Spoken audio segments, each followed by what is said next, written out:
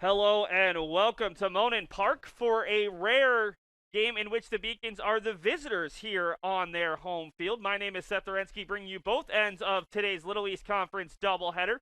First, let's get you the starting lineup for the visiting Beacons. UMass Boston going with the same lineup for the most part that had a split the other day at Western Connecticut State. The lone exception, Ryan Leung, making his second start of the season and first collegiate start at shortstop. Gianni Zarilli had been the only player for UMass Boston who had started every game in the same position this year, but Zarilli not in the lineup here for game number one against the Panthers. Let's take a look right now at the ace of the Plymouth State staff, sophomore Ryan Hurlburt, who has just been really good on a staff that for the most part has had their ups and downs, not really their strength. A sophomore out of Middletown, Connecticut, 6'1", 230 on the season, making his fourth start and six total appearance, a team best 3-0, including a save.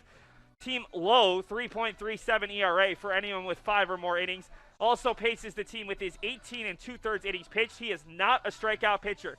7 strikeouts in 18 2/3 innings versus 9 walks, has allowed 19 hits, 9 runs, and 7 earned.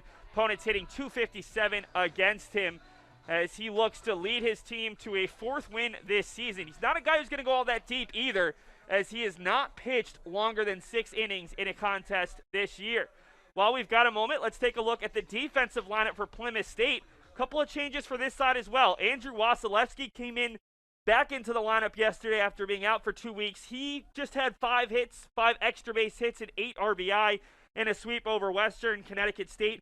Luke Sokolowski, typically a corner outfielder, is in center. Griffin Crane moves from first base to right field. So I'm not going to say question marks, but certainly a different looking outfield than normal for head coach Clay Jenkins. Brody Fillion in there at first base. Nick Healy gets just his 3rd start of the season. He is the catcher today.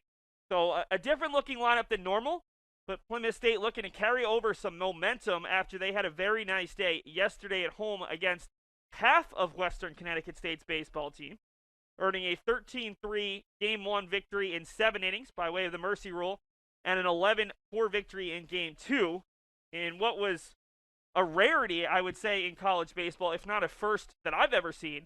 Western Connecticut State played 4 games yesterday, sent half their team up to Plymouth, and half their team stayed home and played Rick in a non-conference doubleheader. And Western went 0-4. The 2 games at Plymouth were conference contests, as Ben Irvine, the University of Maryland transfer, grounds out to Metzdorf, and there's 1 out here for Hurlburt, sophomore who did not appear in a game as a freshman. Plymouth State only got 12 games in a year ago. Faces off against Steve Brookwell in his 2nd season with the Beacons after transferring from both Villanova and Rowan University Gloucester. Takes a big breaking ball too far inside. 1-0. Brookwell suffered a leg injury here at home a couple weeks ago against Rhode Island College. Returned to the lineup on Tuesday against Western Connecticut State. Had a nice day with a pair of doubles.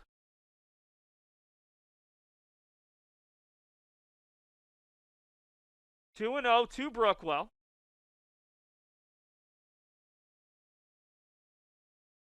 who had been hitting lower in the lineup after starting the season hitting 2nd. Filling in the spot that Zarilli typically hits for UMass Boston. Hits it hard up the middle, just misses Hurlburt. And Brookwell is a 1-out base runner for the Beacons. Brookwell on this season has 1 stolen base in 1 attempt. We'll talk more about this, but Plymouth State is the team you really have to worry about stealing bases. They come in number 1 in all of Division III at just under 4 steals a game, and that's after having a very slow day on the base pass yesterday. Just 2 steals in 3 attempts across the doubleheader. Brings up Curtis Tyrone. Tyrone takes the first pitch off the corner. He's really taken over this 3 spot in the lineup and the designated hitter role. Started a couple games at third base, but with the way Aidan Blake is playing, they want both of these guys hitting in the middle of this Beacons lineup. Tyrone, who had stints at both Patrick Henry Community College in Virginia and Suffolk University, right here in Boston, Mass, in his 2nd year as a Beacon. And he is having a tremendous senior season. First on the team in average, 371, slugging percentage at 629, and on base percentage at 476. Big breaking ball that misses out wide, 2-0.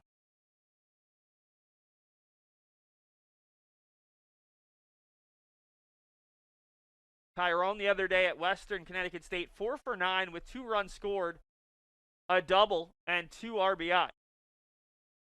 Senior out of Waltham, Massachusetts, just outside the Boston city limit. Takes another low breaking ball. That misses out wide, 3-0. Today's home plate umpire is Michael Lightbody. Sam Finn is on the bases. First time that we've seen these two guys here at Monin Park. In fact, first time that I can remember seeing either of these umpires. Not the regular crew. 3-0 misses way out. And the Beacons have back-to-back base runners here in the top of the first with 1 out. Brings up Craig Corliss. Corliss, along with Tyrone, the only players to have started in every game this season for UMass Boston. Corliss started the season as the opening day catcher. He was a catcher in his 3 years at Siena College, a Division I program, before transferring to the Beacons. But once Nico Kaides came back, who was the veteran catcher on this squad, moved over to first base, and Beacons need his bat in the lineup. He is hitting extremely well as that breaking ball catches the inside corner, 0-1. Corliss, a senior out of Hopkinton, Massachusetts, making his 10th start, hitting .353, third on the team, .450 on base percentage, also third, and he comes in 5th with a .441 slugging percentage. Breaking ball high, 1-1. 12 for 34, which is the second most hits on the squad. 5 runs and 5 RBI, and he's hit safely in every game but one.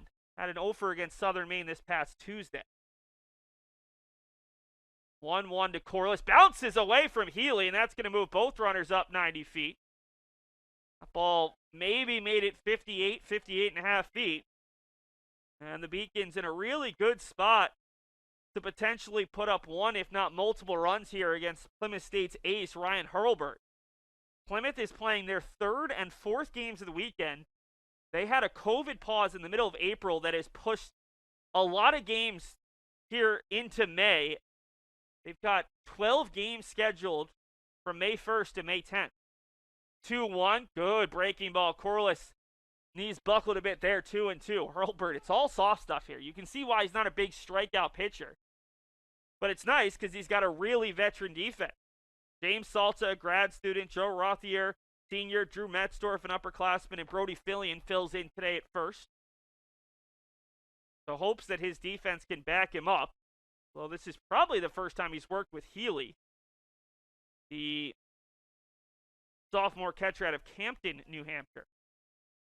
2-2, they've got the runner at second coming off, but able to dive back in there was Tyrone. A quicker throw from Hurlburt, and he gets Tyrone there, who was cheating a bit. Brookwell, the right fielder, certainly a faster base runner than Tyrone. Typically plays third, today DHing. Again, the shortstop creeps in. The 2-2, Corliss fouls it off. Strikeouts have been a bit of a problem for Craig. Comes in tied for second on the team with his 7 strikeouts, but he also has worked 6 walks. Looking for a hit here that could score potentially 2 as the Beacons look to get back into the win column. 2-2 offering, breaking ball, hit out to right. This should certainly be deep enough. This one's tailing towards the wall, gets over the head of the right fielder of Crane. Corliss is thinking 3 on the high bounce. 2 runs are going to score, and Craig Corliss, the Beacons' first baseman, is standing up with a triple. The wind is blowing heavily out to right field today, and that ball just sailed over the head of Crane, and then he got too close to the wall and allowed it to bounce past. It was actually the center fielder, Sokolowski, who was the first one to it as the Beacons take a 2-0 advantage. And they've got a runner at third with just the 1 out.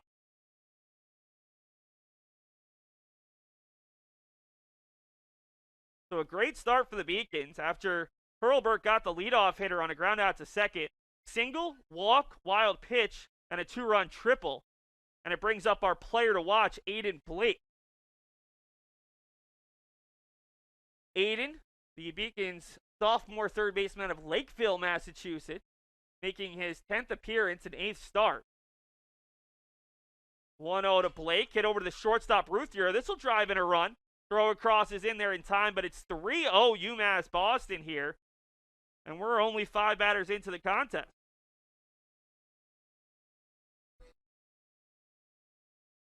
For Blake, that is his 9th RBI on the season, which puts him all alone at the top of the Beacons. Came in tied for first. Brings up Thomas Q, the Beacons starting left fielder. Converted third baseman, hits it hard out to center. It's actually going to be in head of the center fielder. Q's thinking too, and wisely pulls up. We've seen Q leg out a couple of those, but Sokolowski was ready for it, and Q would have been dead to rights if he had taken off that time.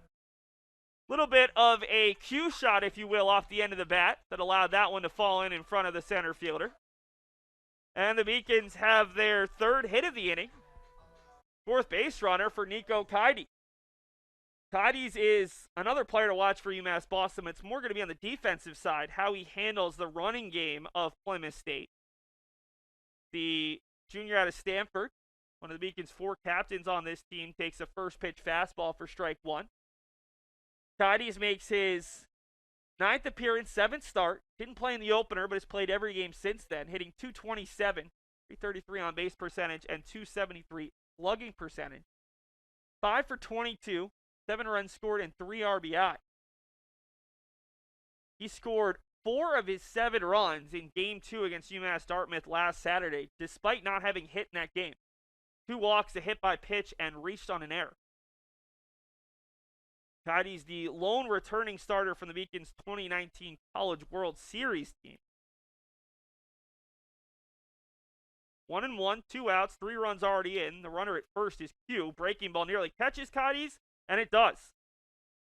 We'll take another look at that hit by pitch. Kaides, it looked like, might have hung that front elbow a little bit, and I think that's what Clay Jenkins is going to ask. It definitely wasn't a strike. We saw that happening at Castleton a couple weeks ago, where Castleton batters were actually putting their elbow over home plate getting hit, and at one point a player got called for a strikeout. But when we got that replay for it, I'd like to show it because Nico, who played football in high school, he's a catcher, he's obviously a tough guy. He took that soft breaking ball in the front elbow. It looked to me like he might have just leaned a little bit out with that front elbow.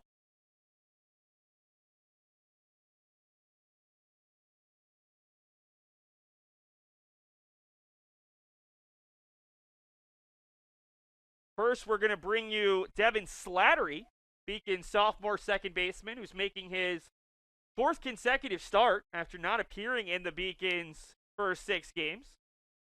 Bounces up there from Hurlburt. Slattery, a guy who is the Beacons' 3rd starting second baseman of the season, behind Leung and then freshman Jason Sullivan. Leung in the on-deck circle. He's the shortstop today. The pickoff throw comes to first, and Kaides is back in time. We'll take a look at that hit by pitch after this next pitch here as Slattery steps up to the plate.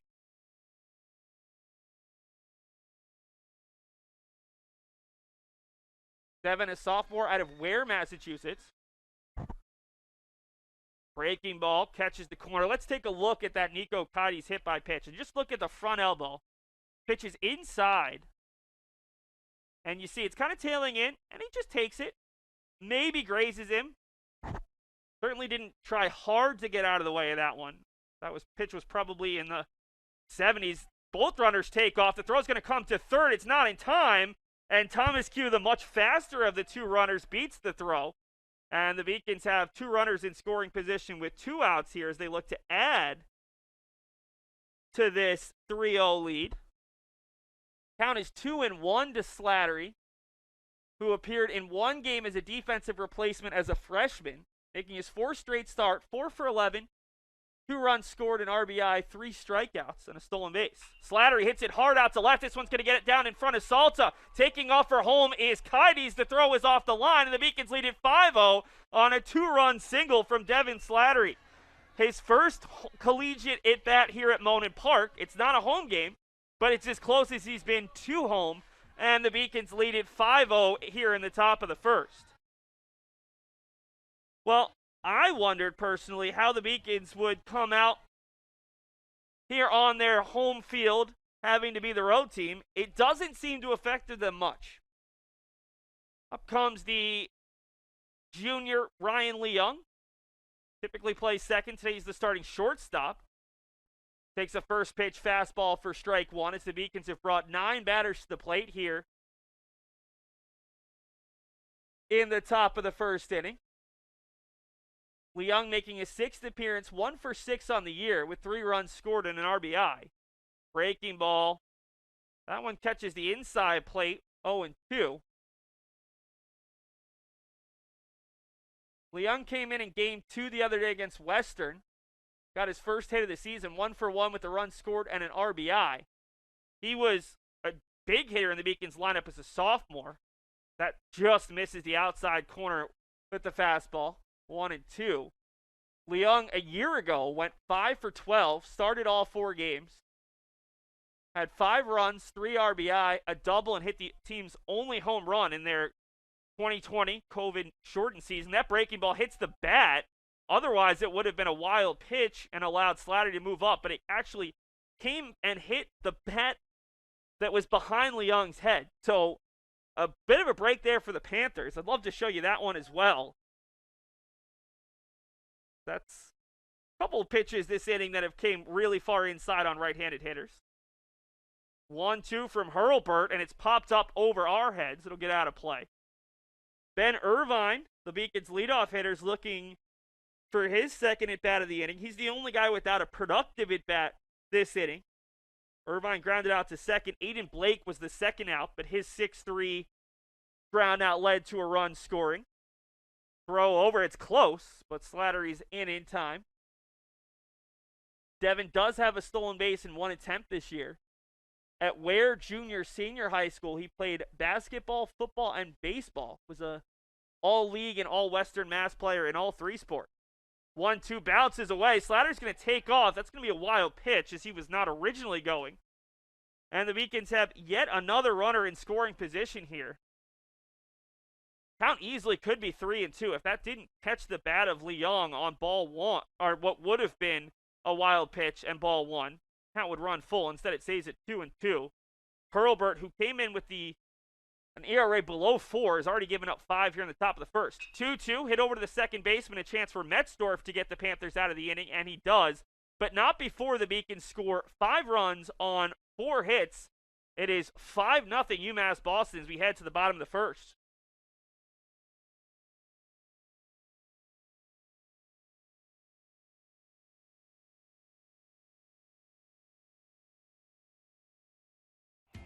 Something I discovered in myself is that if I have a goal, I can accomplish it. It's a well-rounded experience. At a Division III school, you primarily a student athlete, so the school is really shaped around you developing yourself as a complete individual. It helps a lot that you have a family with your team that can guide you.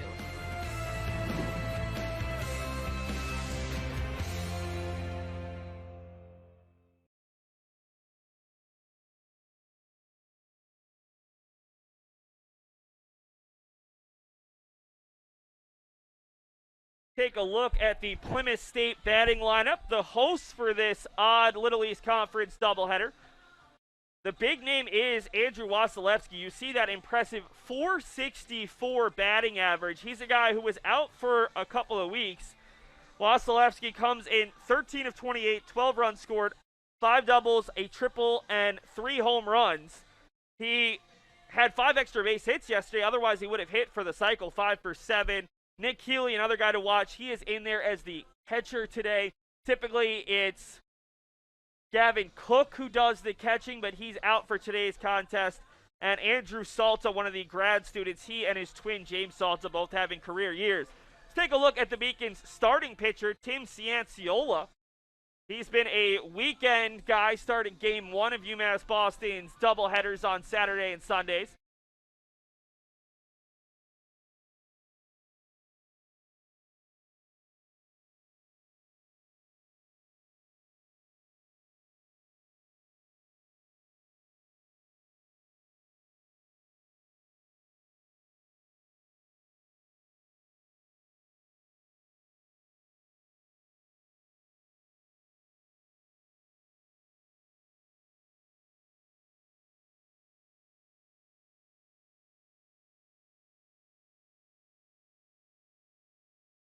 We'll bring you the notes on Cianciola after this leadoff batter. Luke Sokolowski, the center fielder who typically plays the corners, but with Wasilewski back in the lineup and moving Crane from first base to right field, he gets the start. Sokolowski, a freshman out of Waterford, Connecticut, 5'8", 175. Coming into the weekend, he was hitting .283 with the .404 on base percentage and .370 slugging percentage. 1-1. Sokolowski did not play in the opener against Eastern, but has started every game since then. 13 for 46, 13 runs scored, 7 RBI, 2 doubles, a triple. Does strike out a lot, especially for a leadoff guy. 16 strikeouts versus just 7 walks.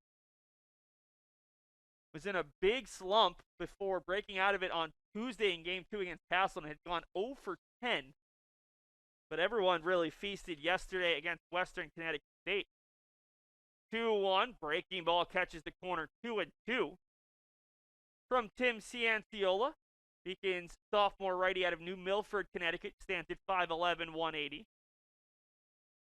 Difficult to tell who's the ace of this Beacon staff because they've had multiple pitchers miss some time, but he's certainly one of their top 4. Right now, in no particular order, I'd say it's probably Tyler Aruda, Alex Amalfi, Cianciola, and Ryan. Those are the guys that head coach Brendan Eigerbrodt trusts the most, although I think you can add a 5th to that list. More and more, Jackson Snyder's the guy who's getting some time, had his first collegiate start. Swing and a miss from Sokolowski, and let's take a look right now at the numbers on Tim Cianciola. Making his 3rd start, you see that glistening 2.08 ERA. Doesn't throw a ton of innings as the Beacons had a COVID pause of their own, so they've had to limit the pitch count, especially for some of these young arms, as Cianciola catches the inside corner 0-1. 12 strikeouts to just 2 walks, allowed 6 hits, 3 runs, 2 earned. Opponents hitting just 200 against him. Has allowed a triple and a home run amongst those 6 hits. He's also hit 4 batters in his collegiate debut against Castleton 2 weekends ago as the pitch is fouled off by Metzdorf, 1-1. He went 3 innings, did not allow a hit, struck out 5, but also walked 2 and hit 3 batters. Against UMass Dartmouth last Saturday, picked up another no decision. 5 2/3 innings, 6 hits, 3 runs, 2 earned, 7 strikeouts versus no walk. Left with the Beacons trailing. They took the lead and then gave it back on a 3-run homer from Mike Nell of UMass Dartmouth. 1-2 here to Drew Metzdorf, the junior second baseman / pitcher who started off his collegiate career at Division I UMass Amherst. Didn't see a ton of time at Amherst, but has had a really good 2-year career here at Plymouth State. Last season, in that shortened COVID season, led the team with a 425 average, a 600 slugging percentage, with 17 of 40 with 16 RBI in 12 starts. Hasn't been quite as good this year, but still hitting pretty well. Coming into the weekend, it started every game. 368 average, 373 OBP, a 544 slugging percentage. Led the team in hits with 21 and RBI with 12. Also had 2 doubles, a triple, and 2 home runs. 2-2 offering from Cianciola on the outside corner, but high, 3-2. Good fastball. Couldn't quite catch the corner. Beacons lead it 5-0 here in the bottom of the first inning. 9 players stepped to the plate in that top of the first. High chopper going to be a difficult play. Blake comes across, picks, throws. It's not in time. Would have been a tough play for Lee Young, who was playing out the middle. And even for Blake, it was a strong play. I just don't think he had a chance there against the speed of Metzdorf.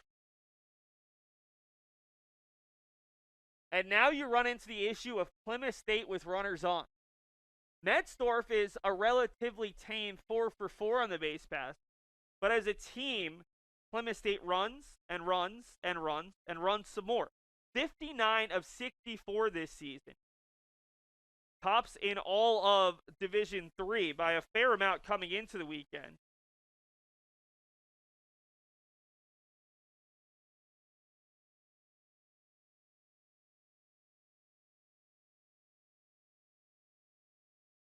Oh, and 1 here to James Salta, the third baseman.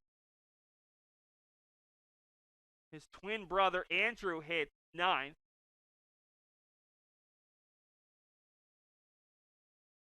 For Plymouth State, ever since Clay Jenkins moved over from the pitching coach spot to the head coach position, that was in 2016, they have been a team that thrives in the running game.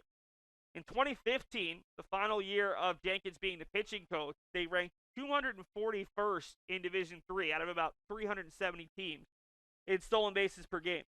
Since then, 4th in 2016, 16th in 2017, led the nation in 2018, 3rd in 2019, 11th in 2020, and lead the country here in 2021 as Salta takes a breaking ball near the head, and there's 2 on with 1 out here in the bottom of the first inning for Griffin Crane.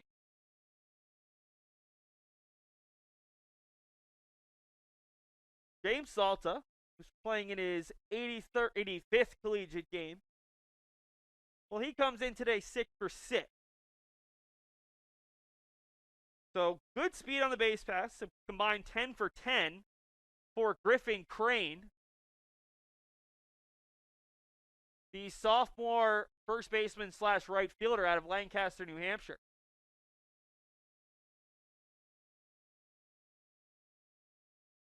Fastball tails away 1-0. Crane was a 2-time New Hampshire State champion at White Mountain Regional High School. Stands at 6'2", 195. He's a D2 transfer. Spent his freshman year at Spring Hill College all the way in Alabama. Got to be a big difference from playing in the middle of the White Mountains. Just gorgeous area in New Hampshire where Mount Washington is. Going all the way down to Alabama. But he's back in New Hampshire and he's thriving. Making his 16th start as that one gets away. They're going to say it wasn't a foul ball on the swing. And both runners will advance. I think that might have to be a pass ball.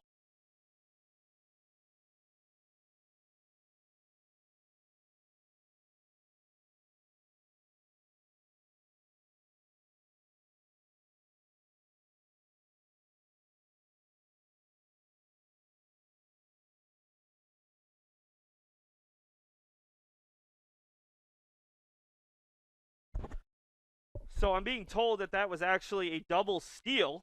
Runners were taking off before it got away from Tides. So 2 more stolen bases for Plymouth State. Make it 61 of 66 now. And there's 2 runners in scoring position with 1 out for Crane. So this is exactly what you want if you're Plymouth State. You give up 5. 2 back here, you feel pretty good. Pop up that'll get out of play, 2-2. Crane to be followed by the red-hot Andrew Wasilewski, who again went 5 for 7 with 8 RBI yesterday, 5 extra base hits. Probably would have liked to have seen him in the second inning if you're a UMass Boston fan, but Beacons do have a nice little cushion to start this game. 2-2, 1 out, 2 runners in scoring position. 2-2 offering. It's popped up. This should stay on the infield. It's going to get into foul territory. Corliss fighting the wind, and he's able to make the play. Really nice play there by Craig Corliss. It looks relatively easy, but if you've ever been here to Monin Park on a day where the wind is whipping, you know that that ball is moving, especially when it's blowing from the harbor behind us here behind home plate out towards right or left. There was a game in 2019 between UMass Boston and Salve Regina where the wind was blowing between 30 and 35 miles per hour. And not only were players losing their hats, they were losing the ball. It was flying out of the park and just making everything difficult. We are nowhere near those levels today, but I've already seen on the long fly ball at the bat of Craig Corliss, the right-hander hitting it out off the wall in a right that right fielder Griffin Crane certainly struggled with it and allowed 2 runs to score. Brings up Wasilewski, swung at the first pitch. Wasilewski, a senior out of Willington, Connecticut, attended E.O. Smith High School, making his 50th career appearance as a Panther. Second year as a starter. That is outside 1-1. And this is a guy where I'm not Brendan Igerbrook. I'm not the one calling the pitches, but I would not give him anything good to hit here with first base open and Brody Fillion due up net. And that is not to say anything bad about Brody Fillion. It's just the way Wasilewski hit yesterday. He is red hot. Fastball misses up high, 2-1. That's a pitch you're hoping he'll chase. Wasilewski on the season, again, 464, 13 of 28, 12 runs scored, 5 doubles, a triple, 3 homers, 19 RBI in 11 games, 10 starts. 9 of his 13 hits for extra bases. Check swing there, though. Ball was down in the dirt. And they are asking that the people in center field, our camera operators, take their arms down. I think they're a distraction to the batter.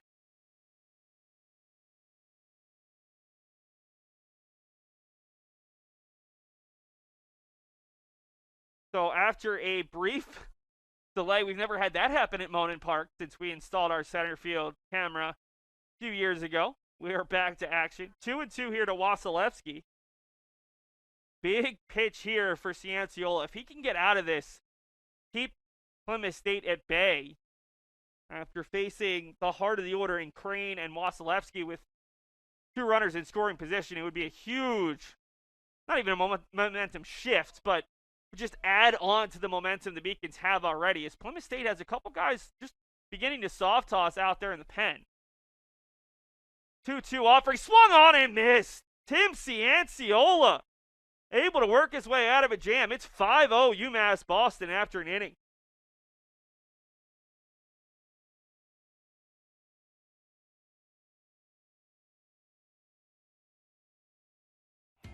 Something I discovered in myself is that if I have a goal, then I can accomplish it.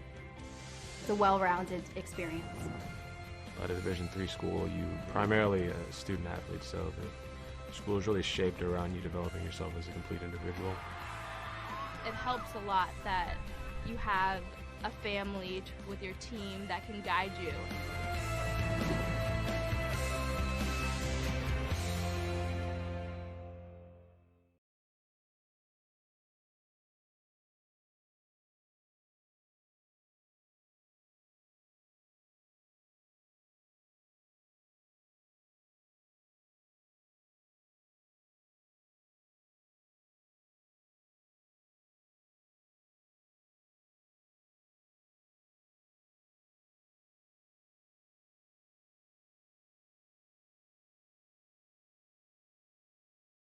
While we've got a moment, let's take a look at some of our pregame graphics we didn't have a chance to get to. Plymouth State does lead the all-time series 40-33, but the Beacons have won 8 of the past 10 and 11 of 14. At one point, Plymouth State led 29-7, but the Beacons have responded, winning 26 of the last 37. This is actually not that strange for these two teams to be playing in Boston with Plymouth as the home team. They did the same in 2019 with Plymouth winning Game 1 4-2, Beacons answering with the Game 2 victory of 4-2. In that game number 2, it was Tyler Aruda going 6 innings, allowing 6 hits and an earned run. We thought Aruda might start today, but looks like the Beacons may be saving him for Rhode Island College on Tuesday. That's just some conjecture. Who knows? Maybe Aruda starts Game 2. The Beacons do have 4 starters who all should be relatively fresh. Dylan Ryan has been the Game 2 guy on weekends, but nothing is normal in a COVID year. As the first pitch to Ben Irvine is low. Irvine led off this game with the ground out to second against Ryan Hurlburt.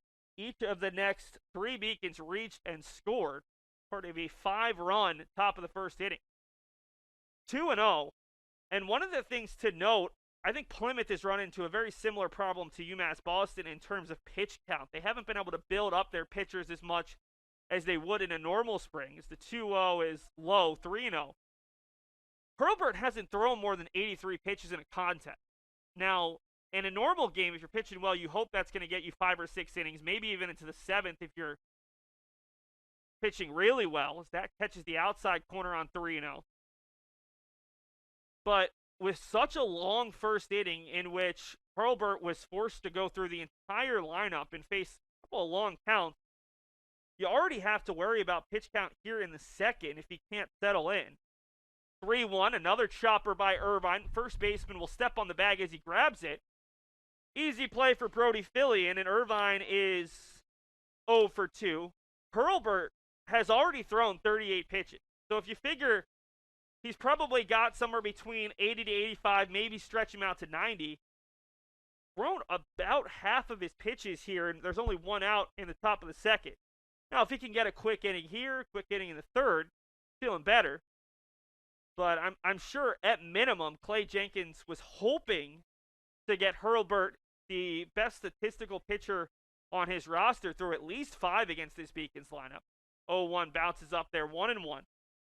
Brookwell had a single that nearly caught Hurlburt right up the middle off the mound in the first. Came in to score on Craig Corliss's 2-run triple off the right field fence. 1-1 nearly catches him, 2-1. Brookwell really bailed out of the way there to avoid getting hit. For Plymouth, the pitcher warming up is Ethan Foster. Made 4 appearances out of the pen, a 10.8 ERA. Brookwell hits it over to third baseman. Salta backhand, bobbles it, throws it across, and it's not in time. Then it gets away from the first baseman. And my guess is this is going to be an error on Salta. Just waiting for the official scoring, and it will be. So James Salta picks up the error. Bobbled it initially, had time to get it across, and then his throw was wide. The Beacons have a 1-out base runner for the second consecutive inning.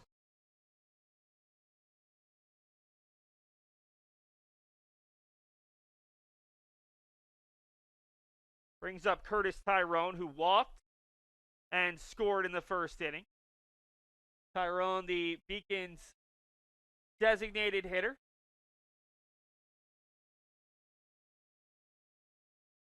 Who has now walked 8 times, a team best, versus just 2 strikeouts. 1-0 breaking ball misses even further out, 2-0. Hurlburt has really struggled that breaking ball on the outside corner to lefties. He's hit a couple, well, he almost hit Brookwell that last at bat. He hit Kides with a similar pitch, and he's missed well outside to lefties. It's up to 42 pitches now. 2-0 misses further outside with a fastball that tails away, 3-0.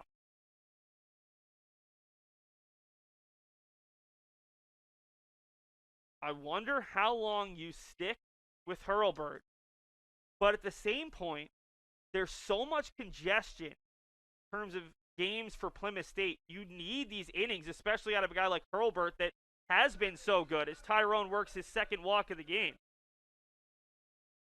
Hurlburt's walked 2 both times it's been Tyrone, and it brings up Corliss, who had that big 2-run triple in the first inning. And right now, let's take a look at that replay as Clay Jenkins is going to come out and talk to his pitcher. This was the first run-scoring hit for UMass Boston.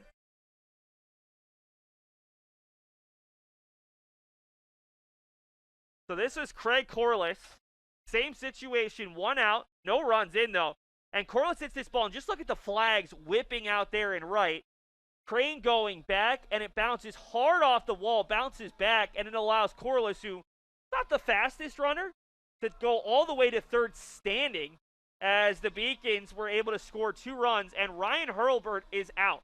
And I actually thought that this might be a possibility. The issue for Plymouth State is, listen to the games that they have left.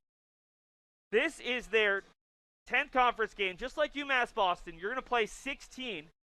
Well, between conference and non-conference games left against LEC opponents, everybody else but UMass Boston was scheduled to play 32 games this season with 2 non-conference and 2 conference against every conference opponent. I know that's kind of confusing. But Plymouth State, after today's 2 games, and remember, they played 2 yesterday. They've got 2 at Southern Maine on Tuesday, 2 versus Southern Maine at home on Wednesday. 2 of those 4 will be conference. Then next weekend, they've got 2 at Rhode Island College and 2 at home against Rhode Island College. So right there, you've got 8 games between Tuesday and Friday after playing 4 games between yesterday and today. So 12 games in a week. And then they have Sunday off next week, and they play a conference game against UMass Dartmouth that could determine whether they get into the conference tournament. So 9 games after today, 13 games from May 1st to May 10th. Ryan Hurlburt will pitch again in this sequence. He might start again, but by taking him out here in the second inning after 46 pitches, maybe you can start him on Wednesday against Southern Maine. You certainly can bring him back against Rhode Island College. We see Aidan Foster come on.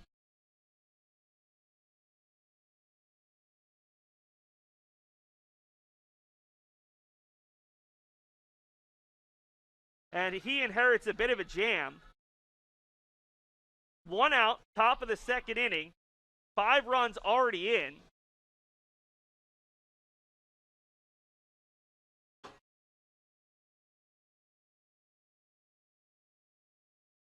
The numbers on Foster this season, making his 5th appearance out of the pen. 0-0 with the 10.8 ERA. 5 innings, 8 hits, 9 runs, 6 earned. 3 walks to 3 strikeouts. That's allowed a double, a triple, and a home run amongst those 8 hits. Opponents hitting .333 against it.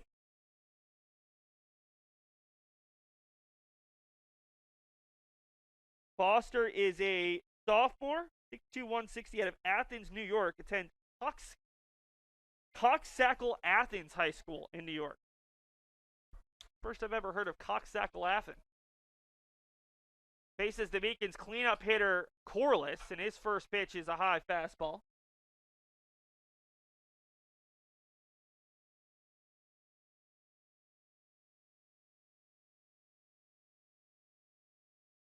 Brookwell is at second. He reached on an error by the third baseman Salta. Tyrone at first with a walk that ended Hurlburt's day. Hurlburt going just an inning and a third, allowing 4 hits. Thus far, 5 runs, 5 earned. Could become as many as 6 earned runs. 2 walks and 0 strikeouts, as he will see his replacement hit the back of Corliss, already the second hit by pitch by a Plymouth State pitcher. And the Beacons have the bases loaded without getting a hit in this inning. E5, walk, and a hit by pitch. Loads the bases up for Aidan Blake, who had a productive at-bat his first trip to the plate. Ground out to the shortstop to score Corliss, who was standing at third base. Foster is a transfer from Onondaga Community College. Is up on the reservation in upstate New York. UMass Boston actually had a couple of lacrosse players, Croy and Clay Arnold. Fabulous lacrosse players come to the Beacons probably about 4 or 5 years ago. For Foster, this is his 5th appearance. He's gone at least an inning every time, so you're hoping you get an inning, maybe 2 here. But has really struggled his last 3 appearances. The 1-0 to Blake, bounces through the legs, but doesn't go any further from Healy. 2-0, nowhere to put Blake. In his Panthers debut, pitched against Eastern Connecticut State on the second day of their doubleheader. Went an inning and 2/3, struck out 2. That's by far his best appearance. His last 3, he's given up 2 earned runs in an inning and a third, an inning, and an inning. Games against Keene State and Castleton. Bounces away from Healy for ball 3. Coming in to score is Brookwell. The Beacons lead at 6-0. And first base is now open as there's a 3-0 count. So all without the benefit of a hit and just 1 ball put in play, the Beacons have added on to their lead. And thus far, Aidan Foster still hasn't found the strike zone.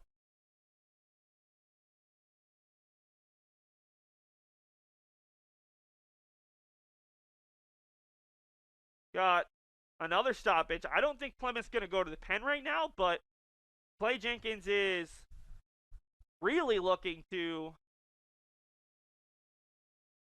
calm down his pitcher, and I just saw an update on Twitter. Remember how we talked about Plymouth State having games on Tuesday and Wednesday against Southern Maine? How about they have 2 more games tomorrow? So they just played 2 against Western at home. Now they're playing 2 here in Boston as the home team. And now they play 2 games tomorrow at Southern Maine.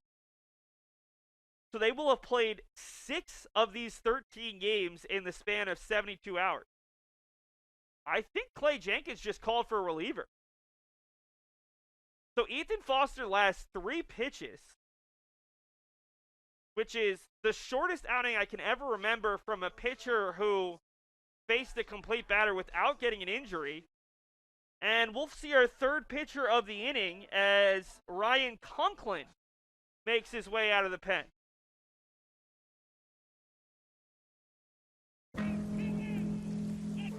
Celebrate the soggy shoes and the slow starts. Celebrate the lessons learned along the way.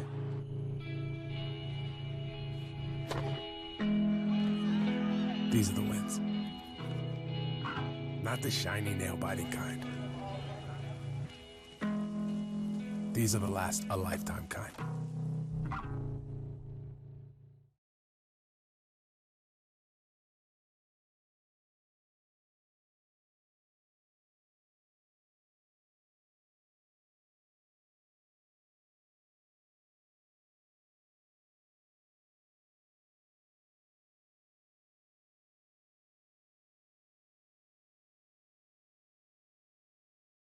So after the strange, very short appearance from Ethan Foster, who lasts 3 pitches and does not face a full batter, Ryan Conklin will come out to pitch the final potential pitch of this at-bat to Aidan Blake. Conklin is sophomore out of Middletown, Connecticut, 6 foot 168. He makes his 5th appearance of the year. Conklin, all out of the pen, 5 innings, 18 hits, 17 runs, 11 earned. 4 strikeouts versus 5 walks. Opponents have hit .529 against him. He's allowed at least 1 earned run in all 4 appearances. In his first game of the year, 2 innings, 8 hits, 6 runs, 5 earned against Eastern. Came back 2 days later and allowed a hit, an earned run, and a walk in 2/3 of an inning against Eastern. And then in 2 games on back-to-back days against Keene, so he's got a rubber arm. Inning the 3rd, 6 hits, 7 runs, 2 earned, 2 walks, and 2 strikeouts before coming back and throwing an inning, allowing 3 hits, 3 runs, 3 earned, and 2 walks. So he's got 5 walks in just 5 innings. 3-0 pitch to Blake, misses for ball 4.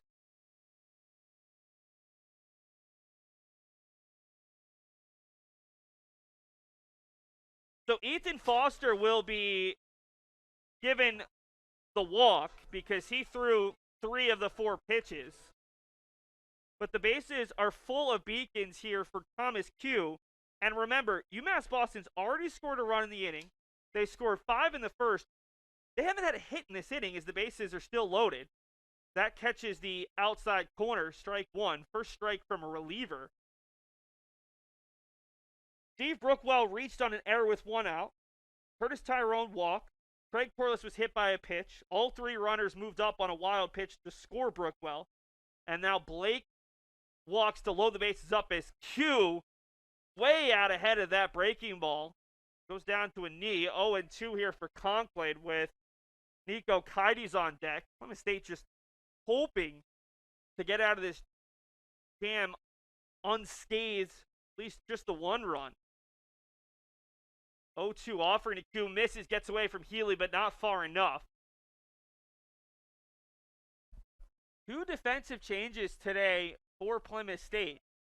Gavin Cook, the grad student catcher, is not in the lineup, and Alex Reeves, the sophomore center fielder. I don't think any of this is Healy's fault, the starting catcher today, Nick Healy, the sophomore, but it is interesting that Cook is not playing today after playing 2 yesterday. The 1-2 nearly catches Q, and a nice job by Healy to keep it in front. But to not start your normal center fielder at Monin Park is always an interesting proposition, because Monin Park has some of the largest dimensions in the Little East Conference. I mean, it's Fenway Park dimensions. You have to cover a ton of ground. So you typically want your fastest outfielders, your most confident outfielders, your most competent outfielders. And Plymouth State at least starts game one with Reeves on the bench. Now, neither of those guys have hit all that well this season, Reeves or Cook, but they are normal starters. 2-2 misses. 3-2 now. Nowhere to put Q. The runner at third is Tyrone. Second is Corliss. First is Blake. Not tremendous speed on the base pass.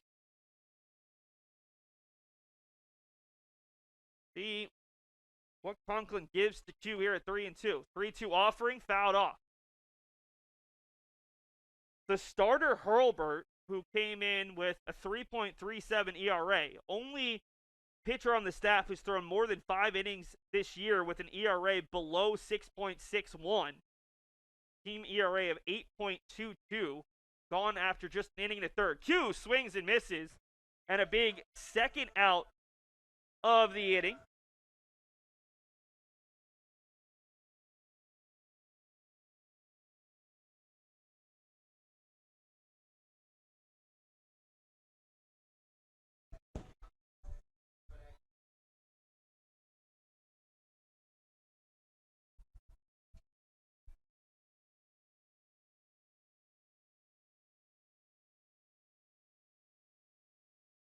Brings up Nico Kides, who was hit by a pitch, stole a base and scored in the first. Takes the first pitch inside 1-0. That's the other thing for Plymouth State, and we're just going to talk a lot about Plymouth State in terms of this. In soccer, you would call it fixture congestion. I'll admit I watch a lot of soccer during the pandemic. In baseball, I guess you would just call it a schedule congestion as breaking ball misses out wide 2-0. You've got 6 games in 3 days. All of these are conference games, so you're talking about 54 innings. You got all those innings for pitchers, but you also have to figure out what games you're gonna sit your catcher. That's a lot of innings on the knees as Kides fouls it off 2-1. But even some of your other players, now maybe you're not going to sit your regular starters, especially maybe your first baseman or your DH, but what if one of your outfielders is a little bit banged up? Or what if one of your outfielders or anybody else picks up a nagging injury that might make it difficult over 6 days? The 2-1 on the corner, 2-2. Conklin potentially one pitch from leaving the bases loaded. The other thing is, like most teams, Plymouth State is restricted in terms of how many players they can bring on these road trips because of COVID restrictions. They only brought 28 players to Monin Park today. They probably will only bring 28 tomorrow to Southern Maine as that bounces up there 3-2. So they left a third of their roster at home today back in Plymouth. They had their full roster available yesterday because it was a home game, but they go to Southern Maine tomorrow. So maybe some of the guys who pitch today won't pitch tomorrow and they'll leave them at home. But it does kind of limit your options in terms of pinch runners, in terms of relievers. A lot of difficulties that people aren't thinking about as Conklin looks at every base but doesn't throw. 3-2, 2 outs here to Kides. Beacon 7-hole hitter and catcher. UMass Boston has scored a single run here in the second on a wild pitch. The base is full of Beacon. 3-2, 2 outs. Runners take off. It's high. And the Beacon score a second run without a hit and with just one ball in play. So Kides picks up the RBI. He's reached twice, a hit by pitch and a walk. Conklin, the fourth ball to Blake, struck out Q and now walks Kides to allow another run to score. So for Hurlburt, that ends his day. 7 runs, 6 earned. First pitch to Devin Slattery misses. We'll take a look at a highlight from Slattery after this next pitch as he had the other big hit in the first inning, a 2 RBI single to left with 2 outs that scored Q and Kides to make it 5-0. The 1-0 pitch misses, and let's take a look right now at that highlight from Devin Slattery, his first career at bat here at Monin Park. Still waiting for that first home at bat, but you see a great job putting that out in front of the left fielder, and Kides motors home the throw well up the line, allowing the Beacons' 5th run to score. 2-0 to Slattery. Throw down to first, and it's going to get past the first baseman. Brody Fillion couldn't get there. Corliss will score, and they're going to hold up Blake at third. So again, the Beacons don't have a hit in the inning, but they have 3 runs thanks to a pair of errors, 3 walks, and a hit by pitch. And I don't know why you're throwing behind the runner at first base. He's not going anywhere. What base is he going to steal with the bases loaded? Now, granted, Kides was a bit off first base. A perfect throw would have gotten him, but instead, the errant throw from Healy allows Corliss to score. Blake to third, and now ball 4 to Slattery.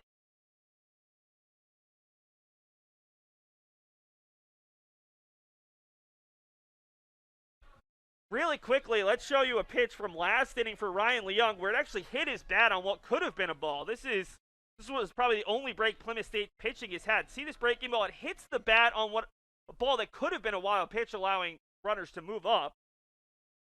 Slattery was on base. So after another walk loads the bases, it brings up Ryan Leung, who grounded out to second to end the first with the runner on. Now he's got the bases full of Beacons with 2 out. Blake at third, Kides at second, Slattery at first. A big hack from Leung, and it's 0-2. Leung making his first start since April 13th. Beacons opener against Southern Maine, looking for his second hit in 8 at bat.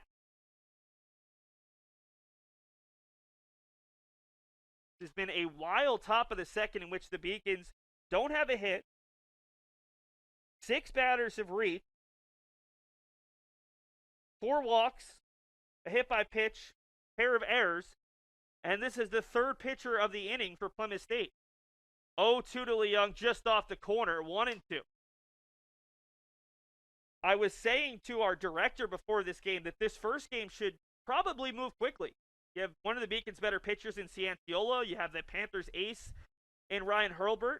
And that's why you play baseball, because nothing is predictable. As Leung swings and misses, Plymouth State gets out of it, but not before the Beacons score 3 runs on 4 walks, a hit by pitch, and 2 errors. It is 8-0 UMass Boston after an inning and a half. The University of Massachusetts Boston. It's just minutes from downtown, and the Princeton Review calls it one of the best values in the country. A nationally recognized institution of academic excellence and research, UMass Boston offers more than 150 undergraduate and graduate programs, 16 Division III sports, and more than 100 student organizations. To learn more about the opportunities waiting for you at UMass Boston, visit in person or online.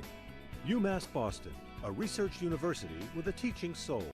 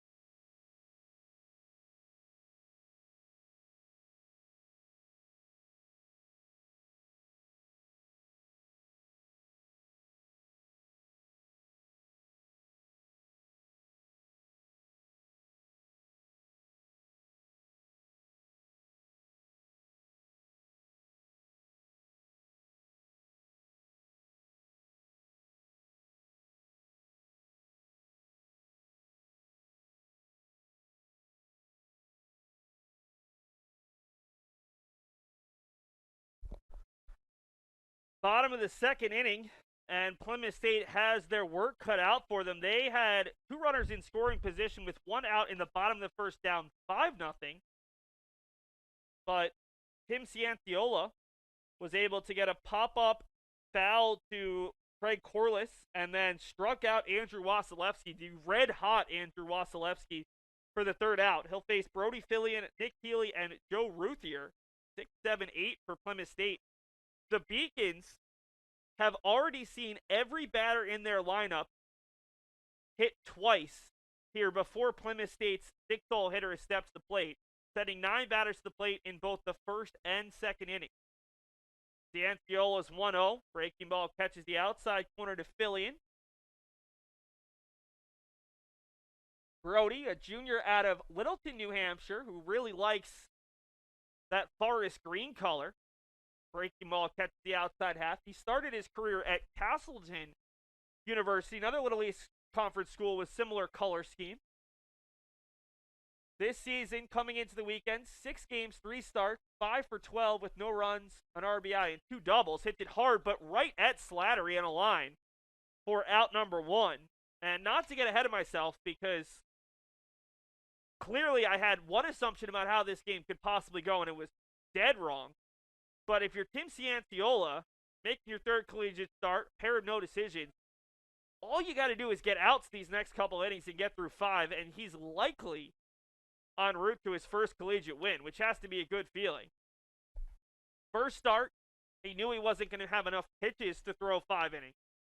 Last time out, really competitive pitchers duel against UMass Dartmouth, as this one's hit out to right, but right at Brookwell, who has to take a couple steps back on the hardliner from Nick Healy. Pair of hard hit balls, but Beacons defense able to get them. And it brings up Joe Ruthier, another one of these veterans for Plymouth State. Senior shortstop out of Nashua, New Hampshire. 5'8", 170. His third year as a starter for the Panthers. Making his 89th career appearance for Plymouth State. Coming into the weekend, it started every game. 278 average, 429 on base percentage. Slugging at 333. First pitch to Ruthier, low on the outside half, 1-0. Ruthier came into the weekend 10 for 36 with 12 runs, 10 RBI, 2 doubles, and 8 walks. Also struck out 10 times. Takes an inside fastball that he did not like, 1-1. You can see it from up here. He kind of grimaced when he heard that strike call from Michael Lightbody. He thought that was too far inside. 1-1 fastball misses high. 2-1. Really interesting situation for Plymouth State, because when you look at the LEC standings, and I don't have a graphic for you, but these two teams come in tied for 4th at 4 and 5. The breaking ball fools Ruthier 2-2. But both teams came in with only playing 9 of their 16 conference games. So a lot can change in this last week. Chopper goes foul. The top 3 teams are pretty clear. Eastern Connecticut State's 11-1. They likely will finish first. They can't fall out of probably second. Rhode Island College at 8-3. They're red hot. They've won 11 in a row. They sit second. Southern Maine 8-4. Only have 4 games left, including 2 against Plymouth State. They actually play 4, but only 2 will be conference games. They're third. So those 3 are pretty solidified. Everybody else has at least 5 losses. Hypothetically, you could see one of these 2 teams, if they won out, especially Plymouth, as they have 2 against Southern Maine. The Beacons already swept by the Huskies. Hypothetically, Southern Maine could be caught, but let's just say, for all intents and purposes, those are your top 3 teams out of the 6 that'll make the LEC tournament. So you've got a 3-2 count here to Ruthier. 3-2 is popped up. It's over the head of Slattery, long run, and he's not going to get there. So Joe Ruthier has a check swing single. Second hit for the Panthers. And it'll bring up Andrew Salta, the designated hitter. Andrew, the grad student out of Laconia, New Hampshire, typically plays left field when he's in the field, but with the Panthers getting Wasilewski back, had to kind of tinker with their defense. But let's kind of finish off this conversation about the LEC standings. We're going to have to talk about it throughout today's LEC doubleheader. These 2 teams tied at 4 and 5 in the conference standings.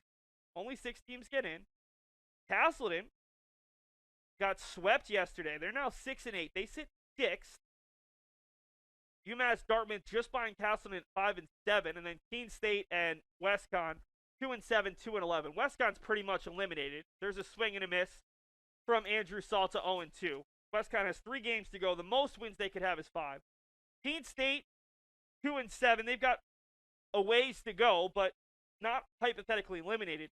So for either of these teams, a sweep today would push you in a great spot. You own the tiebreaker on the opposing team. You'd have 6 wins versus 5 losses to get one of those top 6 seeds. Now, the LEC has a different format than normal this year because a lot of schools are not allowing their teams to stay overnight for the LEC tournament. The 0-2 pitch is chopped foul, and we'll do it again. This year, just like a lot of other teams in New England, they're going to do it in pods. So the 1 seed will host the 4 and the 5 seed, and the 2 seed will host the 3 and the 6 seed. So considering the fact that Rhode Island College and Southern Maine are both playing really good baseball, as is number 1 seed Eastern Connecticut State, there's almost a benefit to finishing 4th or 5th versus 3rd or 6th in the conference standings, as that is strike 3 on the outside corner, and Andrew Salta didn't like it. We'll be back with the top of the 3rd, take a look at some more of our pregame graphics, talk some more about conference play. It's UMass Boston 8, Plymouth State 0, after 2 innings here at Monin Park.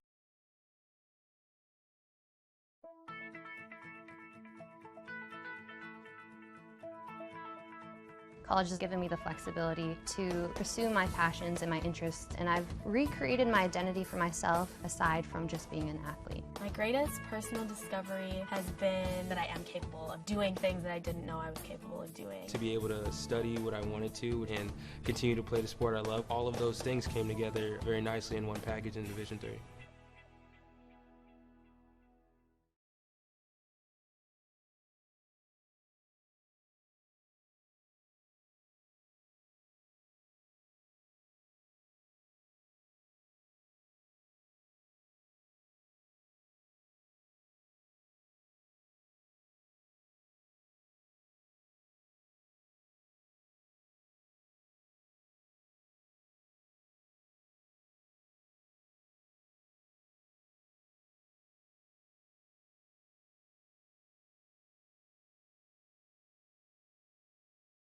We've talked about the Plymouth State schedule. The Beacon's a lot less congested because they're not playing those non-conference games. And at some point, Plymouth State could just cancel the non-conference games. The Beacons travel to Rhode Island College Tuesday. Then they have Senior Day next Saturday against Eastern and close out against 2-7 Keene State next Sunday. So 5 games next week. And it'll be interesting to see how the Beacons set up their pitching staff for those games. It'll obviously depend on kind of where they are. Have they locked up a spot in the conference tournament? Where do they want to be? If I'm Brendan Igerbro, I want to be the 4th or the 5th seed. And I'm just going to try to finish off this point. So remember, the 2 seed hosts the 3 and the 6 seed.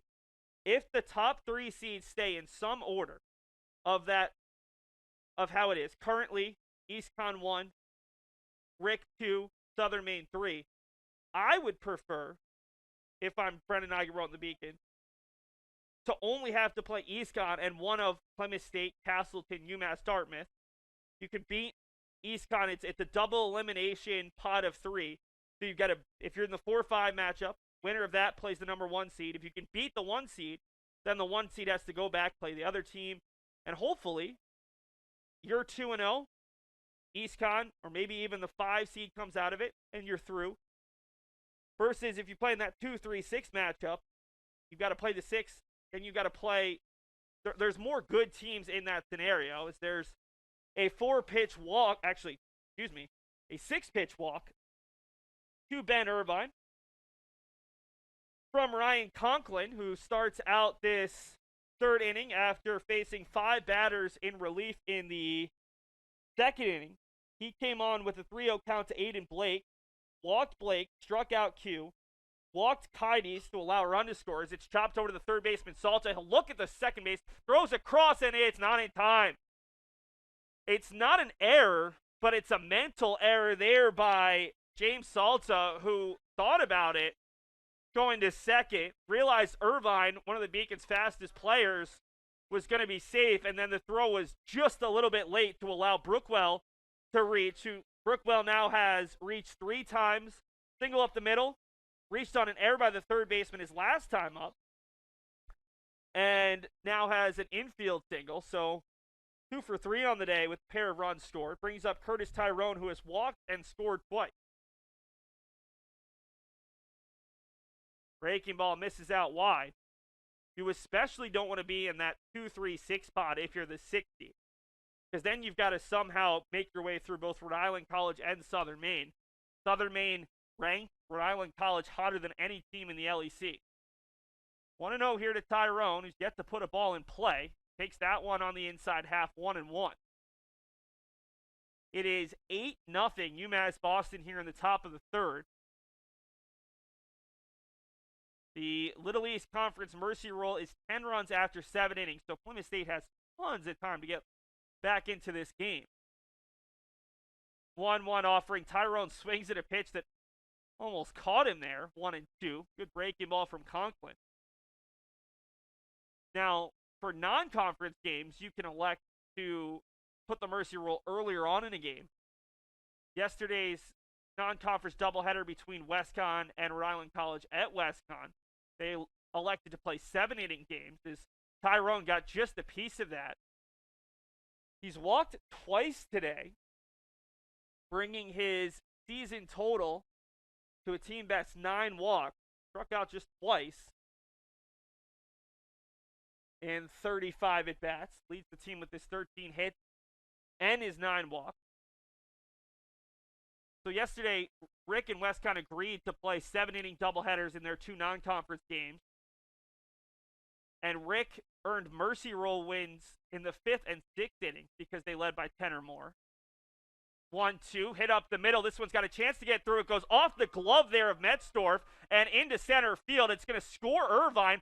And heading to second is Tyrone. He's in there in time. That could be a RBI double. We'll wait to see how it's scored. Either way, the Beacons lead it 9-0, and there's still no outs here in the top of the third.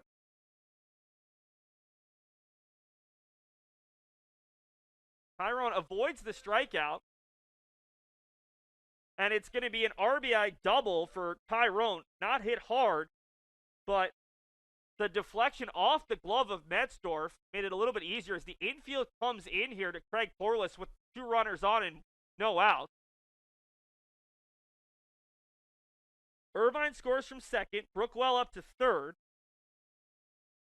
Corliss has hit a 2-run triple off the wall and right. Reached on a hit by pitches last time up and scored on a throwing error and attempted pickoff.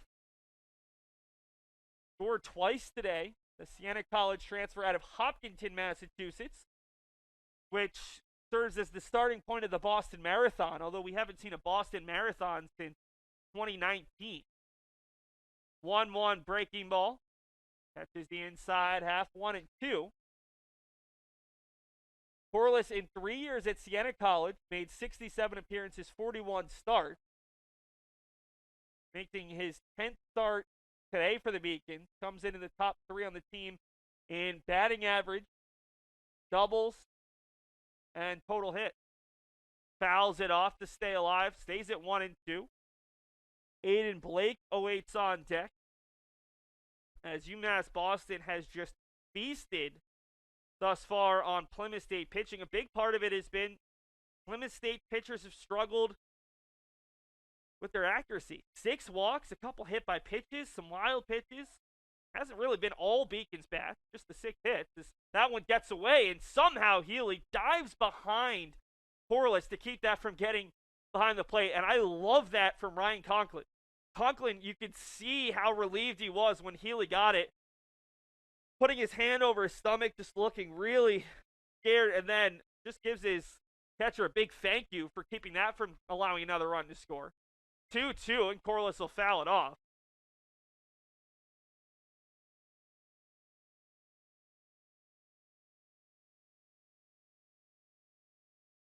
Stays at 2-2.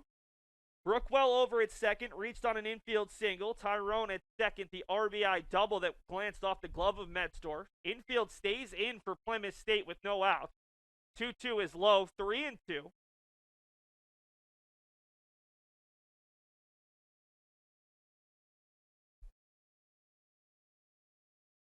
the Beacons have scored more runs thus far than Plymouth State has gotten out. 9 runs, just the 6 outs for Panthers pitcher. 3-2 breaking ball misses, and Plymouth now has more walks, 7, than the amount of outs they've gotten. For Conklin, this is his 4th walk. Allowed a single, a double, and struck out 2, and I think that might be it for Conklin. So we will see our 4th Panthers pitcher with no outs here in the top of the 3rd. And this could be a very long game number 1 here at Monin Park.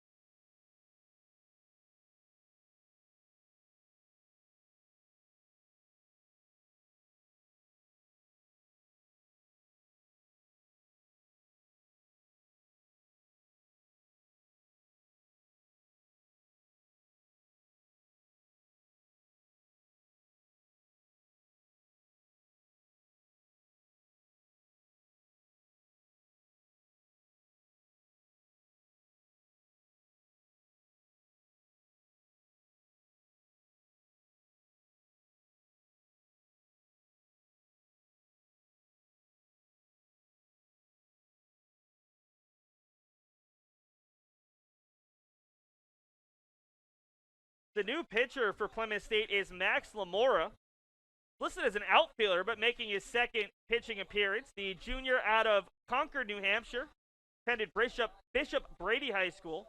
He's another one of those guys who started at Castleton before coming to Plymouth State.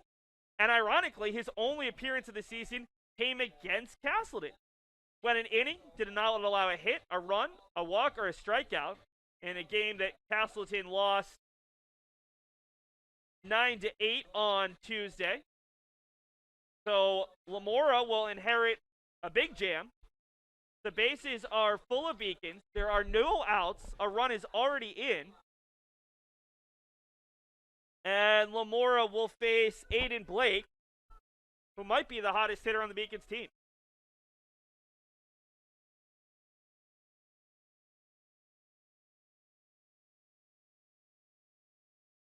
Blake grounded out to the shortstop in the 1st inning to play Corliss, walked and was stranded at 3rd base in the 2nd inning, as Lamora is the 4th pitcher for Plymouth State, and there are still no outs in the 3rd inning.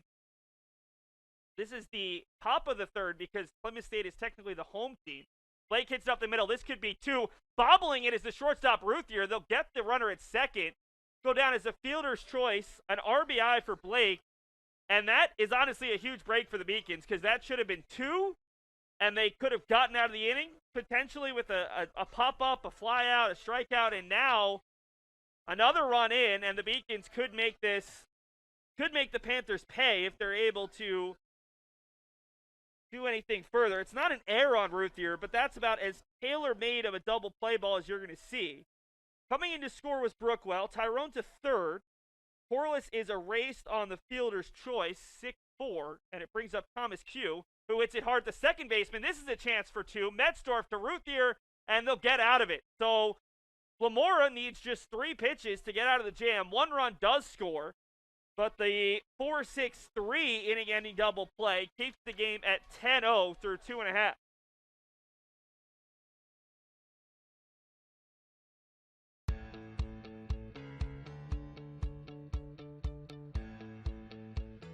Being a part of the different activities and organizations that I've been a part of, I'm actually able to see myself where I'm like, hey, I actually can make a change. I'm one person that can make a difference. Division III has helped me to develop teamwork skills, critical thinking skills, time management skills. It's not just about basketball or it's not just about school. It's about developing yourself as a person altogether.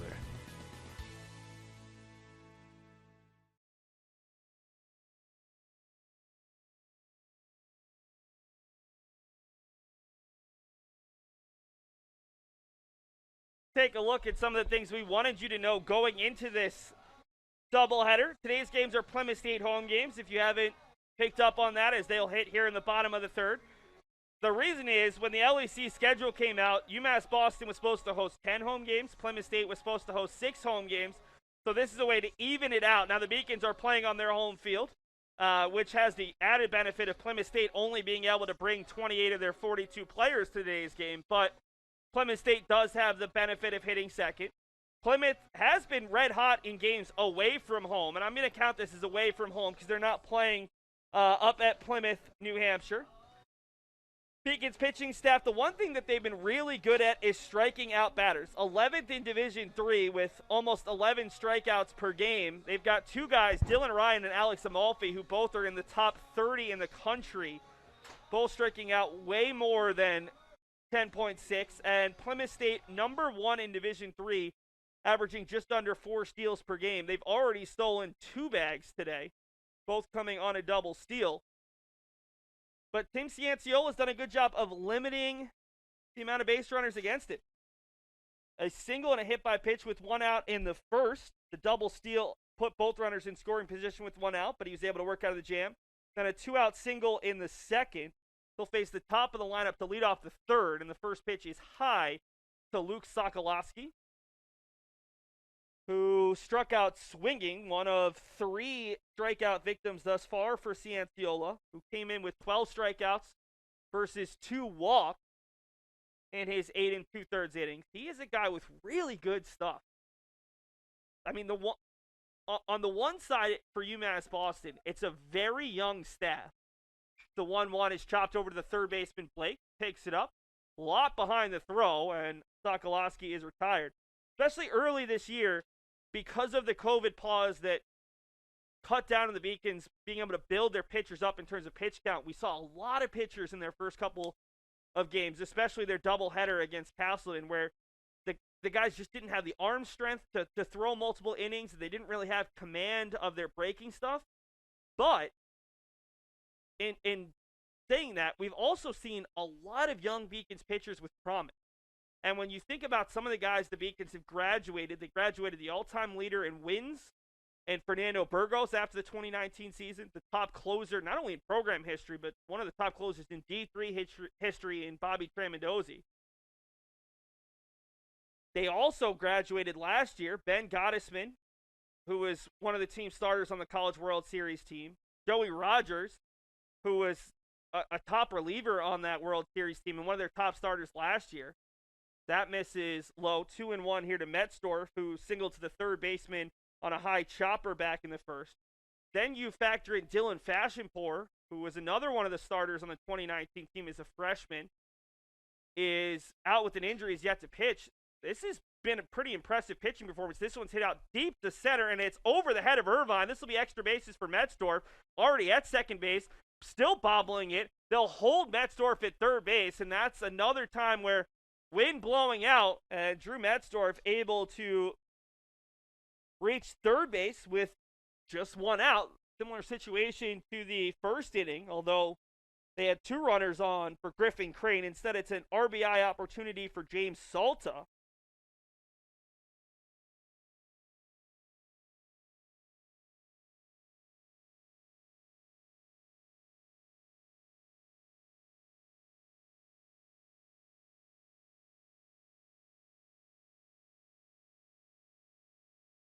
So Salta a chance to put Plymouth State on the board and start to cut into this 10-0 deficit. It was an absolutely gorgeous morning, sun out. We're supposed to get into the 70s, but right now we've got some clouds, a little bit of overcast, the wind whipping. Not the nicest afternoon here in Boston. We're almost an hour and a half in, and we are in the bottom of the third inning. Not what they're talking about when they're talking about improving pace up in Major League Baseball. It's been a big focus point for James Manfred, the current commissioner. 1-1 misses outside, 2-1. Then again, I don't think a Major League Baseball team has ever been forced to play 6 games in 3 days, all in conference play. And honestly, I don't envy Clay Jenkins and this pitching coach. This ball's tailing away from Brookwell. He's going to make a diving play, and it bounces out of his glove. That would have been a web gem Instead, it's back-to-back triples for Plymouth State, and the score is 10-1. Wow, I would love to bring you that play again. I'm not sure just how well our camera operator did there, but that was as close as it gets. Ball was tailing away. Wind is blowing out hard to right field from left to right, and Brookwell had the ball in his glove until his glove hit the turf and it bounced it out. That's a really tough one, not only for Brookwell, but also for Cianciola. Instead of having 1 out and 1 run, or 2 outs and 1 run in, instead it's back-to-back triples and a chance to cut into the deficit further. Not that you're worried about the score here if you're Cianciola, but hey, you've got an ERA to protect. You're obviously focused on the team winning first, but you also want to pitch well. Faces the cleanup hitter Crane, who popped up foul to the first baseman his first time up.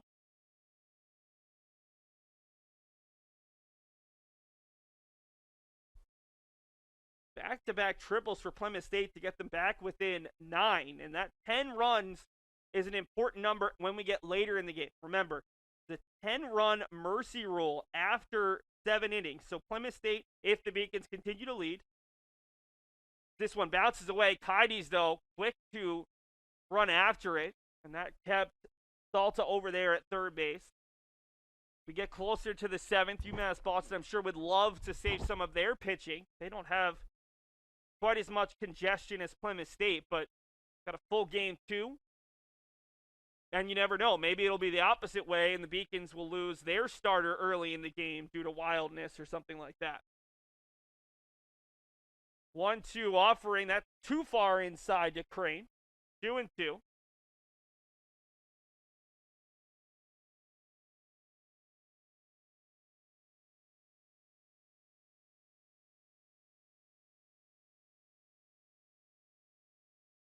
Cianciola trying to work around these back-to-back triples and minimize the damage. And there's a strike 3. Swinging through the fastball is Griffin Crane. 4 strikeouts for Tim Cianciola. And it brings up Andrew Wasilewski, who had 2 on with 2 outs in the first inning, and he was strikeout victim number 2. Now Cianciola just needs to get an out either way as he faces the man who had 5 extra base hits and 8 RBI yesterday at Parish Field up in Plymouth, New Hampshire. Breaking ball, strike 1. Cianciola's really like that breaking ball. Hard slider to left-handed hitters. 0-1 here. To the senior out of Wellington, Connecticut. Fouls it off. 0-2. And you talk about Wasilewski. It's not like yesterday was just a small sample size of what he can do.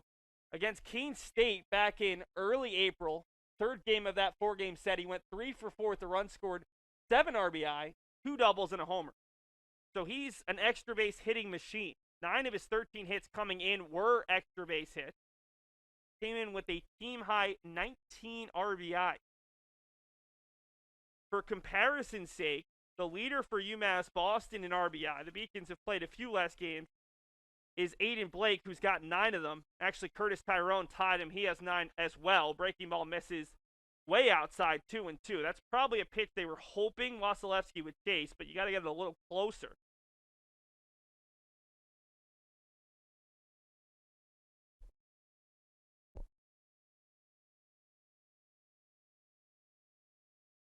Two and two, a run in after back-to-back triples from Metzdorf and Salta. Hit hard to their first baseman. It gets away from Corliss. That's going to score James Salta.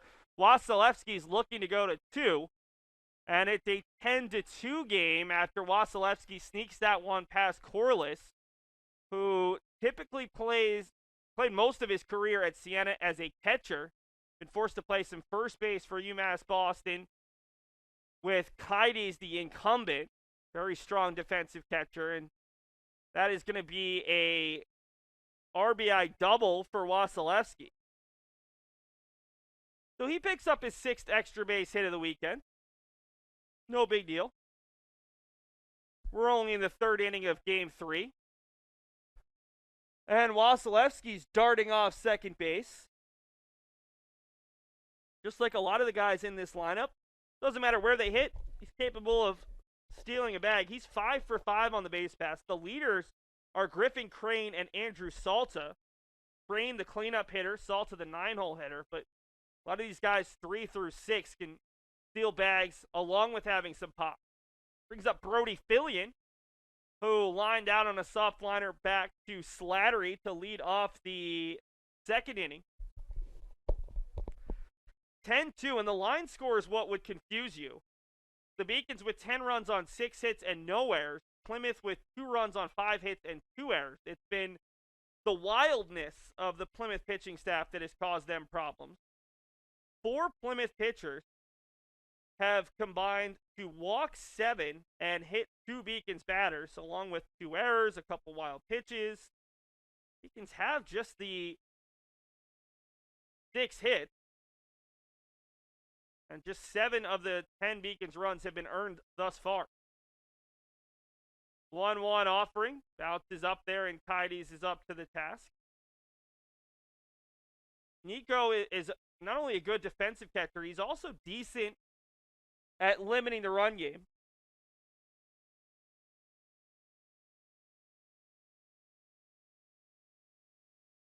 As he came in to today, throwing out opposing runners about a 22% clip. That's about where he was as a freshman. Went 0 for 12 as a sophomore. Tim Cianciola and Ryan Leung, Beacons starting shortstop today, going over some signs on pickoff plays as there was a mix-up there. 2-1 to Fillion with Wasilewski out there at second base. 2-1, bounces up there, 3-1. And if you're Cianciola here, want to minimize the damage.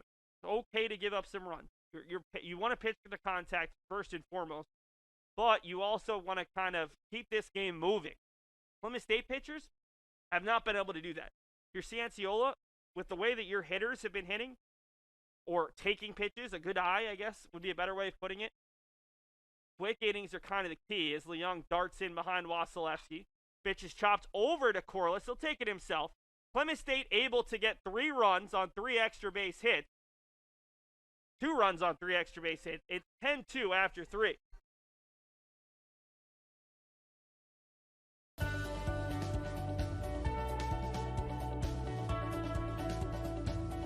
I just wanted to get good grades and to do well. But it also made me realize that I have a lot of career goals. You're there to get a full college experience, not only participate in your sport, but participate in things outside of that. And it's all about growing as a person. My coaches have helped me with figuring out who I really am. Their lives are dedicated for us to succeed.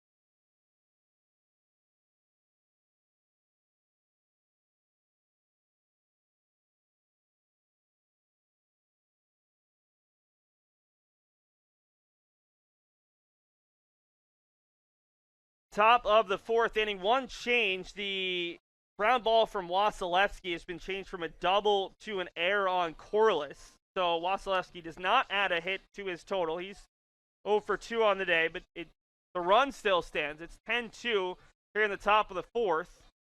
And it's Max Lamora, who pitched a scoreless inning the other day against his former team, Castleton. Well, he inherited a bases-loaded jam in the top of the 3rd from Ryan Conklin, was able to induce a pair of would-be double play balls. The first one was bobbled. They only got the one out, allowing Steve Brookwell to score, but then an inning-ending 4-6-3 double play on Thomas Q ended the frame. First time the Beacons did not have all 9 batters reach.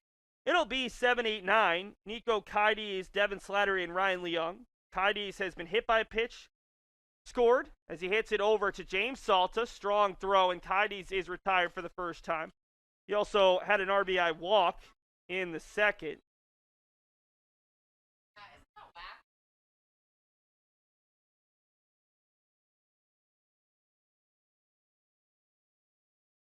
Brings up Devin Slattery, who had a 2-run single to left in the first and walked to load the bases in the second. Stranded at first base. Slattery, the second baseman out of Ware, Massachusetts, the third starting second baseman for UMass Boston this year. That catches the inside half. And when you look at UMass Boston and kind of how much they've had to change around their lineup because of injuries, because of COVID, they've used at least 2 different players at every position defensively today, as Ryan Leung becomes the second shortstop they've used. They've had to use 3 different first basemen, 3 different second basemen, 3 players in left field, and 3 players in right field. The 2-1 misses wide, 3-1. So not only are the Beacons dealing with kind of building up their pitchers and getting some freshmen and sophomore pitchers who didn't pitch as freshmen more time and confidence, but also they've had to make a lot of changes offensively as the 3-1 pitch misses high. Slattery works a walk. Also had some batters who have struggled a little bit. Ben Irvine missed some games when he was scuffling. I'm not sure if that was an injury or not. Steve Brookwell was injured. Nico Kides missed a game. Nick Palma has been in and out of the lineup. He hasn't necessarily hit as well as he's wanted to. Ryan Leung's a guy who's expected to be a starter. You see that 167 batting average. Now 1 for 8 on the season. He swings and foul tips the first pitch, 0-1. Leung ended the first and second inning. Grounded out to second in the first. Struck out swinging in the second with runners on. He's left 4 today. Leung, the second baseman out of Braintree, Mass. Brookline, Mass, hits it hard. That's his first hit and second hit of the season. Ropes it past the third baseman. Takes a hard bounce. It'll be picked up by Wasilewski, and it'll be a double to put 2 runners on with 1 out. That was an absolute rope off the bat of Leung. Now has 2 hits in his last 4 at-bats. And the Beacons will look to get back at least 1, if not both of those runs as they look to kind of keep this cushion. Again, it's hard to think about the 10-run mercy rule when you're in the top of the 4th inning. You're getting way ahead of yourself. If you're a player, if you're a coach. But as a broadcaster, I can kind of tell you what they might be thinking and not be guilty of getting ahead of myself. If UMass Boston cannot give up a big inning, and that's the big thing, you can't give up 4 or 5 runs, all of a sudden you got yourself a game, then you'd love to end this one in 7. The 1-0 pitch misses out wide, 2-0. This is Lamora's longest outing of his season this year. Castleton transfer went an inning on Tuesday. Got an inning in the third thus far. 2-0 pitch to Irvine. Breaking ball in there, 2-1. Irvine is 0 for 2 today. Grounded out to second to lead off the first. To first to lead off the second. Walked and scored in the third. 4th plate appearance, and we're only in the 4th inning. Also the 4th pitcher of the day for Plymouth State.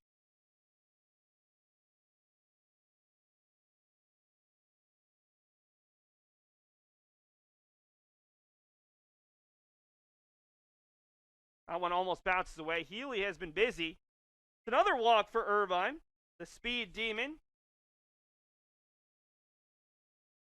Out of Peabody, Massachusetts. Second team All-American at Northern Essex Community College before spending a year at Division I University of Maryland. So the bases are full of Beacons again. This has happened quite a few times today for Steve Brookwell, who's yet to be retired. Singled up the middle and scored in the first. Reached on an error by the third baseman and scored in the second. Singled to the third baseman and scored in the third. So he's 2 for 3, with 3 runs scored, and we're in the 4th inning. 1-0 pitch, catches the outside corner, 1-1. Slattery's at third, Leung at second, Irvine at first. That is about as fast of a trio as you're going to get for UMass Boston. I don't know quite how fast Slattery is at second, but Leung can fly. Been used as a pinch runner early on in his career, and Irvine is at least when you look at his statistical numbers over the years, one of the fastest players the Beacons have had in a while. Irvine, in his final season at Northern Essex Community College, went 40 of 43 in stolen base attempts. Second in all of JUCOs. This ball is hit from Brookwell. It's picked up on the third base bag, throwing across. A chance for the double play, not in time. Salta's throw was a little bit off the mark. It'll go down as a fielder's choice. Actually, I think they're going to call that a foul ball. Wow. Could have been a double play. Could have been a run-scoring fielder's choice. Instead, it's foul. And when we get a chance, I'd love to see just where that ball was. It was real close. It was actually picked up by James Salta on the bag, but the ball might have gone foul by the time he grabbed it. So 1 and 2, base is still full, just the one out, and it's off the corner, 2 and 2.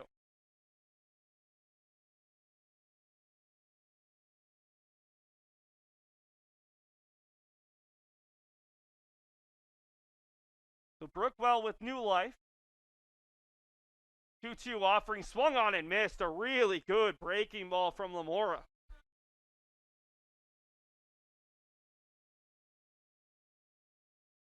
First strikeout for Lamora, third for Plymouth State pitching. And it brings up Curtis Tyrone, another guy who's yet to be retired. Tyrone has walked and scored twice and had a double off the glove of Metzdorf on a roller up the middle and was traded at third base in the third with 2 runs and an RBI. 1 for 1 on the day for the Beacons leader in hits and walks this season. 0-1 just off the corner. Let's take a look at that roller down to the third base line from Brookwell that went just foul. Would have scored a run if it was stayed fair. Here's Salta. And, yep, that ball is foul. Good call by our home plate umpire, Michael Lightbody. Back to live action. The 0-1 misses. Actually, the 1-1 misses. Now 2-1 to Tyrone. Craig Corliss is on deck. Beacons already had each of their first 3 batters step to the plate 4 times in the first 4 innings. Tyrone swings at a pitch out of the strike zone and fouls it off. That was high. Got him to chase 2-2.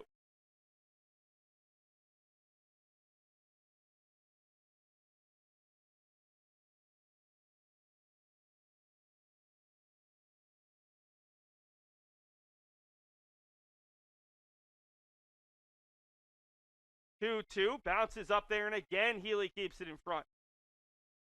As crazy as this sounds, this could be an even bigger lead for UMass Boston if not for the great play of Nick Healy behind the plate. He has stopped 4 or 5 balls from getting to the backstop with runners on third base. 3-2, 2 outs. The Tyrone runners are going to take off, and he hits it out to center field. Going back on it is Sokolsky. He's at the track, and he's going to make the play. For the second consecutive inning, Lamora able to get the Panthers out of a bases-loaded jam. It's 10-2 UMass Boston after 3.5, but it's the first scoreless frame for the Panthers pitching thus far.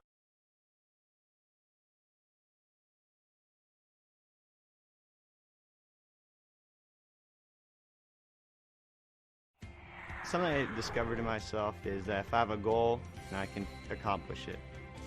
It's a well-rounded experience. At a Division III school, you primarily a student athlete, so the school is really shaped around you developing yourself as a complete individual. It helps a lot that you have a family with your team that can guide you.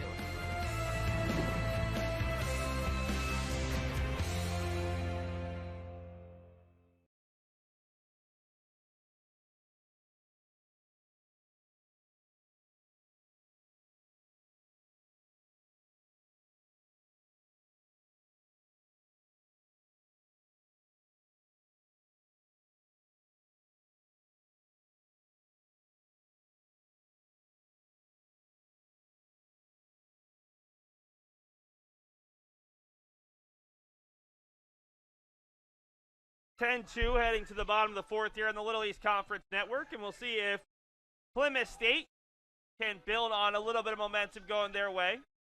2 runs in the bottom of the 3rd to erase the Beacons, 2 runs in the top half, and now the Beacons scoreless in the top of the 4th after loading the bases. with 1 out. Chance for Plymouth State to cut into the deficit a little bit further. Still tons of time left. Remember, the mercy rule is 10 runs after 7. Only 8 runs right now, and if you're Plymouth State, get a couple more here, a couple in the 5th or the 6th, and all of a sudden it's 8. It'll be 7, 8, 9 for the Panthers. Healy, Ruthier, and Andrew Salta. Healy, the sophomore catcher, lined out to right. Good play by Steve Brookwell back in the 2nd.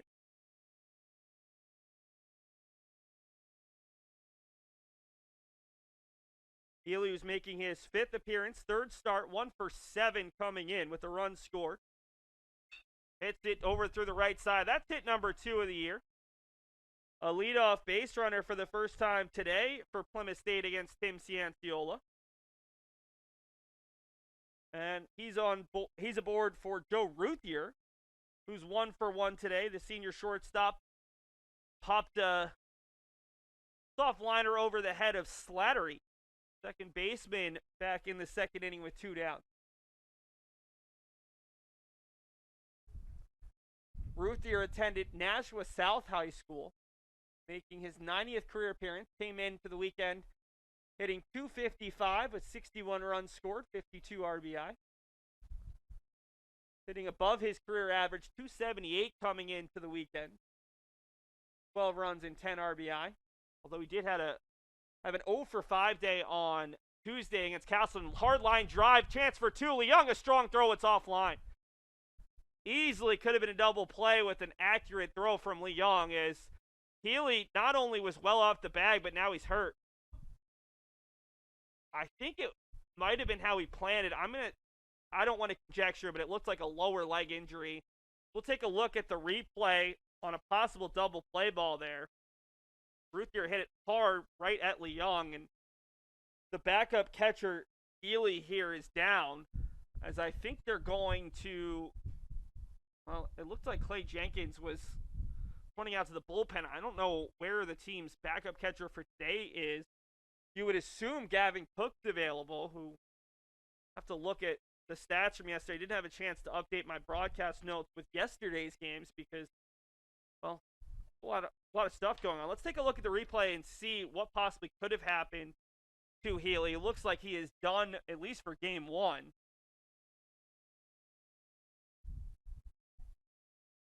We'll take a look. Here's the play. Hard line drive for Ruthier.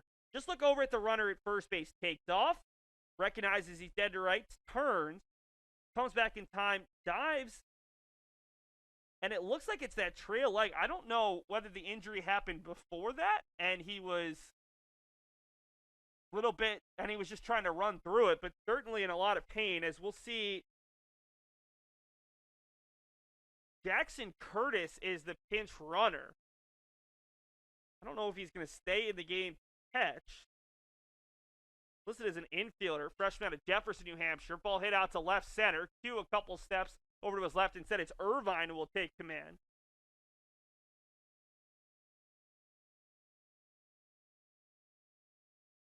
Really not what you want if you're Clay Jenkins, to lose a guy who's playing really well defensively, but also a guy who, honestly, probably want to play some innings during this 6 games in 72 hours. You can't ask your regular catcher, Gavin Cook, to start all of these games without, you could, but he's going to be in a lot of pain. Remember, Anthony Searles, a former Beacons catcher. This one's hit hard out to right, tailing away from Brookwell. Long run onto the track. Can't quite get there. It's a ground rule double, and the Beacons catch a break. Wow, that was close. Also, it looks like we have a pinch hitter in the DH spot.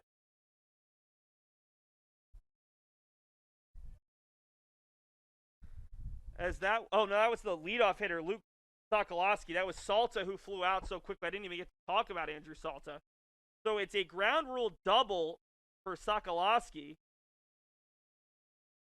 And that was a break for the Beacons, as one run was going to score. Sokolowski was easily going to have a triple, if not more. Again, anything hit out high to right field, especially towards the line, is a huge problem today for right fielders. Because that ball just was tailing and tailing away from Brookwell, who can fly. He's a fast outfielder, and we've seen a couple where he just wasn't quite able to get it. Brings up Metzdorf, 2 on, 2 out, chance to potentially cut into this deficit further. Metzdorf watches it bounce up there. Metzdorf is 2 for 2, single to the third baseman, tripled off the center field wall, and scored in the third inning on a triple from James Salta. The runner at third is the pinch runner, Jackson Curtis. Ball's chopped over the shortstop, Leung. A chance to get out of the inning. Plants, throws, low throw, and Corliss can't get there.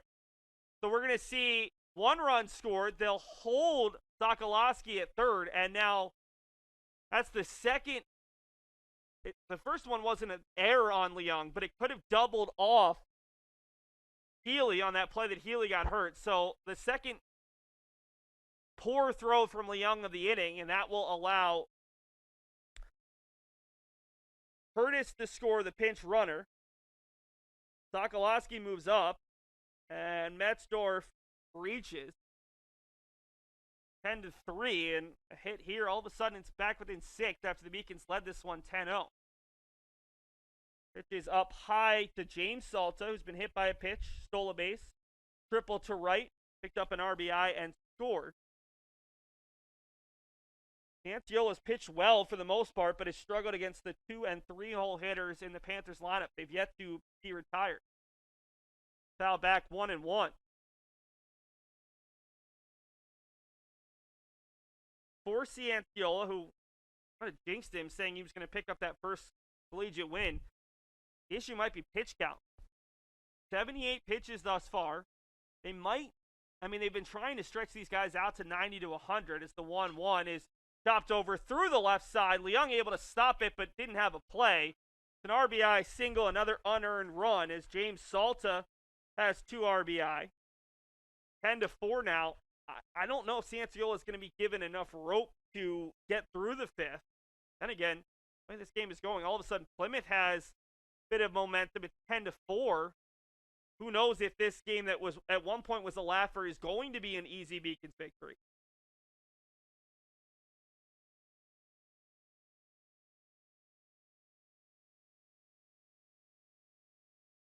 Got a meeting at the mound. Beacons pitching coach, I believe this is Cal Berman, going to have a conversation with his infield. The Beacons could have been out of this inning on 2 separate occasions. The possible double play ball off the bat of Ruthier. The throw was wide from Leung, and then the throwing error. The strange thing today is that Ryan Leung is playing shortstop. Gianni Zerilli had a great game 1 against Western Connecticut State, but then went 0 for 5 with 4 strikeouts, including a game-ending strikeout with 2 runners in scoring position in the top of the 9th as the Beacons rallied from down 5-1 and lost 5-4. Zerilli had started every game at shortstop this season and 3 of the 4 last season with Aidan Blake as his backup. You could have played Aidan Blake as the shortstop today and Curtis Tyrone as the third baseman, but instead they give Leung a chance at short, a position he's not played at the collegiate level at any point in a game. Obviously, something that State Beacons could have been practicing with. Not doubting anything that Brendan Igerbro is doing, but it is interesting that this was the decision the Beacons coaching staff made. Certainly the first time that we've seen it here on the Beacons Broadcast Network. Taking off for third, Cody's the throw, and it's in and out of the glove of Blake. It was really close, but I don't think he was able to hold on. Taking third is Metzdorf. He's got 2 steals on the day. Plymouth State 3 for 3. Not much more that Cody's could have done there. And there's runners at the corners with 2 outs. Still for Griffin Crane, who is 0 for 2 today. Popped up foul to the first baseman and struck out swinging.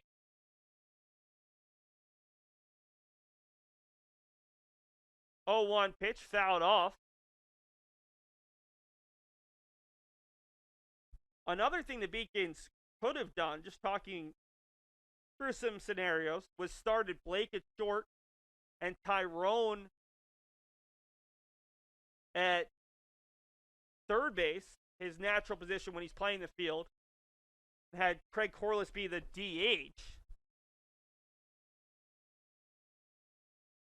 Corliss has had a couple of plays over there at first base he wasn't quite able to make. Not necessarily his fault, but plays that a guy who plays first base every game, might have made. Not necessarily a guarantee. Also has an error of his own.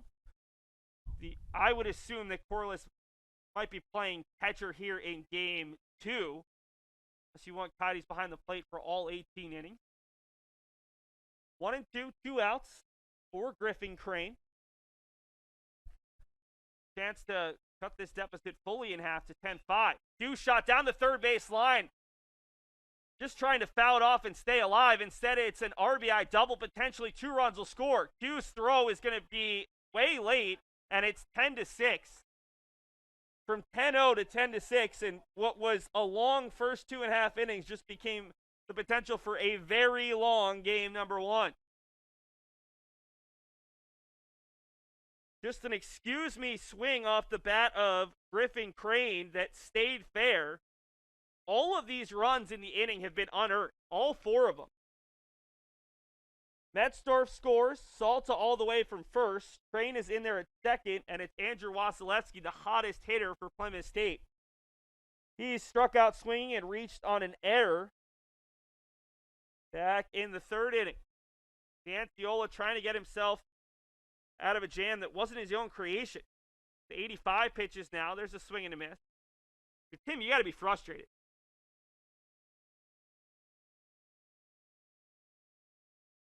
He's had a couple of plays where his defense has almost made a play or could have made a play and hasn't been able to make it, and that's extended each of the past 2 innings where Plymouth scored 2 in the 3rd and 4 here in the 4th. All 4 unearned. Swung on and missed. Wasilewski down in the count 0-2 as Cianciola looks for potentially strikeout number 5. That's the one way to guarantee you're going to get out of this jam. Just power it past him.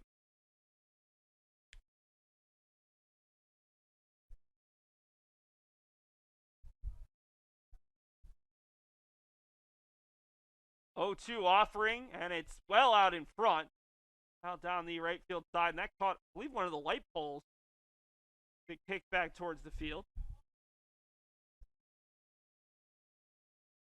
There is a righty who's beginning to warm in the Beacon's pen. I don't think Brendan Niger wants to bring on anyone here in the 4th.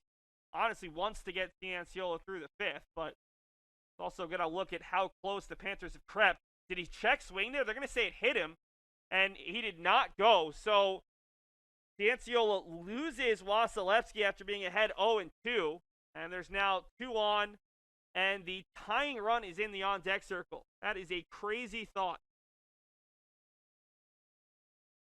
Brody Fillion, the 9th batter of the inning. We saw UMass Boston have 9 batters step to the plate in the 1st and 2nd. Now Plymouth State with 9 in the 4th.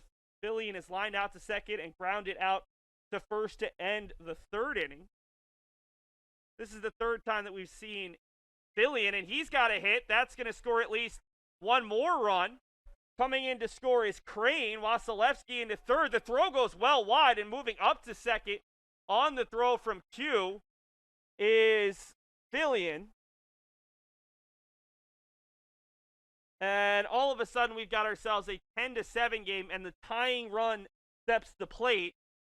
And this is the 3rd player we've seen in this 7-hole spot of the inning. Not just of the game, the inning. Nick Keeley got hurt. Jackson Curtis pinch ran and scored. And now we're going to see a pinch hitter. This is number 17, who I don't have 17 on this Plymouth State sheet in front of me.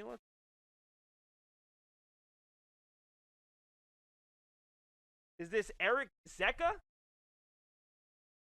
No, it's a player wearing a different number. It's 39, Peter Laviolette, the senior infielder out of Longboat Key, Florida, out of Proctor Academy, who will be a pinch hitter, and the Beacons are going to get a new pitcher. So, Cianciola, sorry, I think I cursed you, Tim. Talked about getting that first collegiate win. Instead, we're going to get a Beacons reliever. This looks like Brendan Ferrari, who will make his 2nd collegiate appearance and has a chance to pick up his 2nd collegiate win if the Beacons can hold on to the lead. That's a big if right now. 10-7, 2 runners aboard, 2 outs, and already 5 runs in.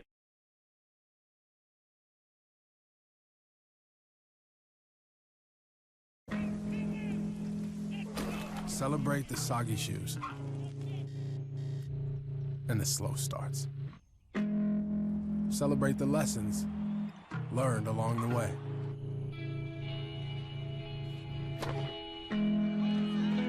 These are the wins. Not the shiny nail-biting kind. These are the last a lifetime kind.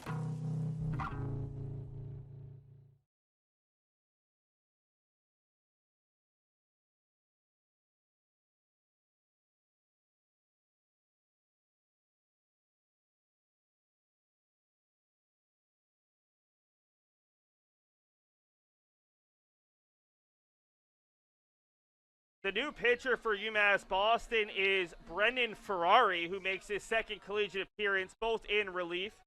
And he picked up a win his last time out.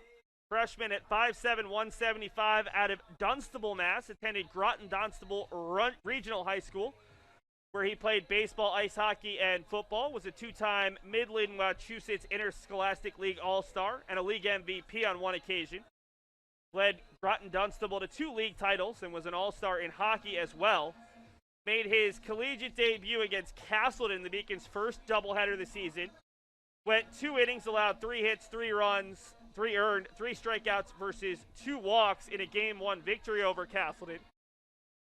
Beacons' first win of the season, and he will come in to face Peter Laviolette, who wears 17 today, but he's actually number 39. Senior out of Longboat Key, Florida, 6'4", 210. Laviolette making his 4th appearance and hits it right at Ferrari, who knocks it down with the body and throws across. We'll see if Ferrari's okay, but he comes in and gets the job done. So Plymouth State gets 5 runs, all unearned in the inning. We head to the top of the 5th. All of a sudden, it's a 10-7 game.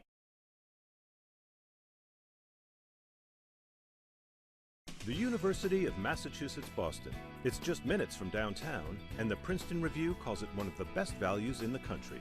A nationally recognized institution of academic excellence and research, UMass Boston offers more than 150 undergraduate and graduate programs, 16 Division III sports, and more than 100 student organizations.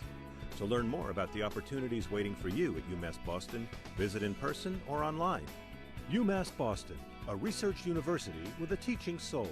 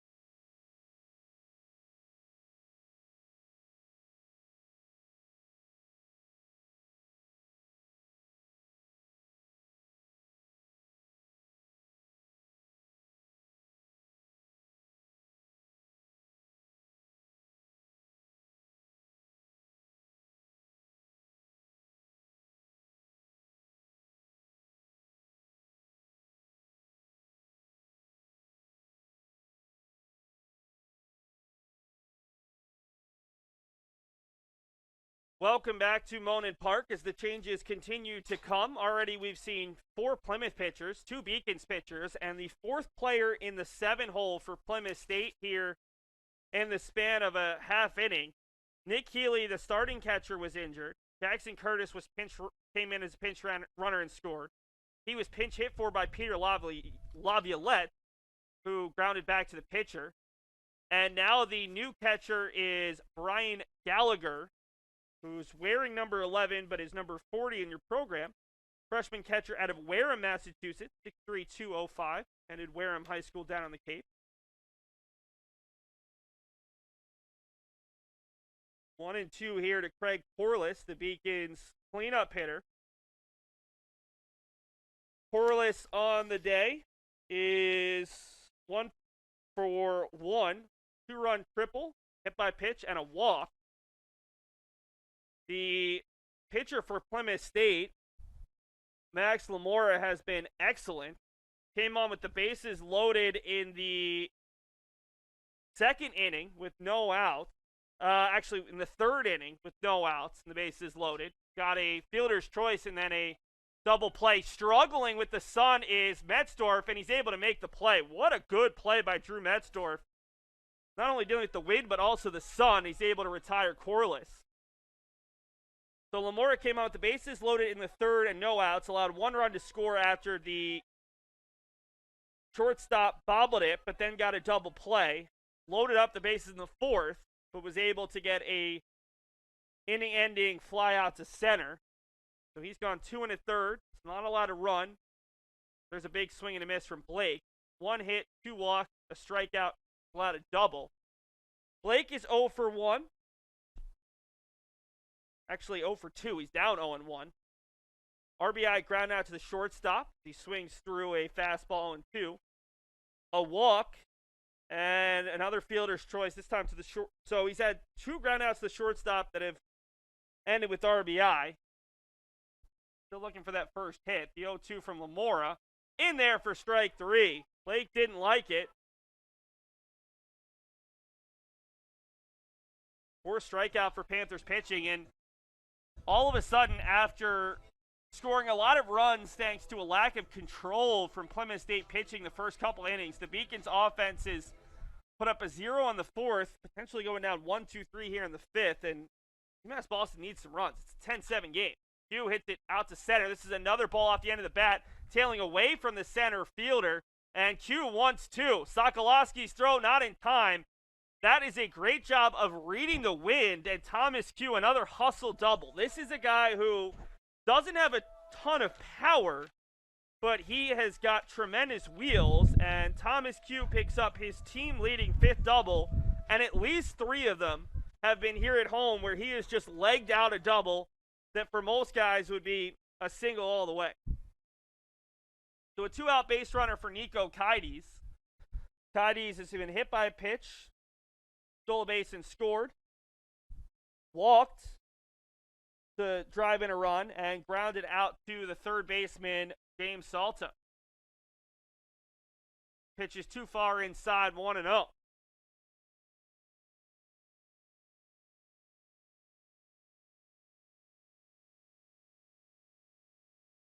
What a difference a couple of innings have been. UMass Boston led it 10-0 in the third when Lamora came on. Actually 9-0 at that point.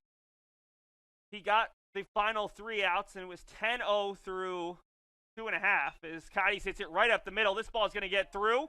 Q is being sent, and just like that, the Beacons get a run back, and the lead is 4. Nico Kaides' second RBI of the day, his first hit.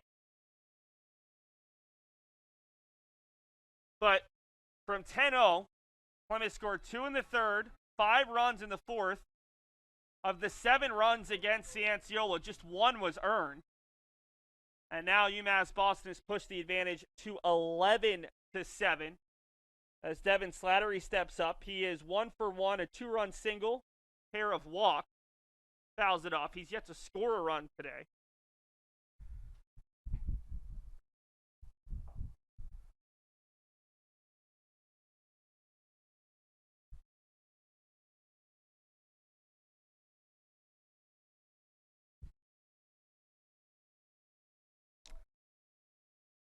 No one expected this kind of score here in Game 1 with Plymouth State ace Ryan Hurlburt starting against Tim Cianciolo with a 2.08 ERA. The 1-1 is fouled off. Game 2, likely to see Dylan Ryan for UMass Boston if Brendan Eigerbrolt follows the same script he's followed in each of the team's first 2 weekend doubleheaders, starting Cianciolo Game 1 and Ryan Game 2. For Plymouth State, not as many obvious options. 1-2 pitch. Kaides takes off. Delayed steal. The throw to second is late. And Kaides has another stolen base. Nico's not the fastest guy, but he's a really smart base runner. And he recognized that no one was going to be close to covering the bag. It caused the catcher Gallagher to have to wait a bit, and the throw was just about there, but Metzdorf couldn't hold on to it as Keides in scoring position. 2-2. Slattery hits it high up in the air. Sokolowski has a beat on it and makes the play, but the Beacons get a run back-to-back two-out hits from Q and Keides, push the lead back to 4 at 11-7. Paris changed my life, and I got there through UMass. Those very specific seminal moments in Paris. The subway. A man in a tuxedo walked in, and a woman in a long gown. And it was stunning. It all hit me. It was like a lightning bolt. There was this world of beauty and style that I wanted to be a part of. That was the beginning of the journey. And that all came through the University of Massachusetts. And that was really a key moment for me. It's one of those moments you never forget.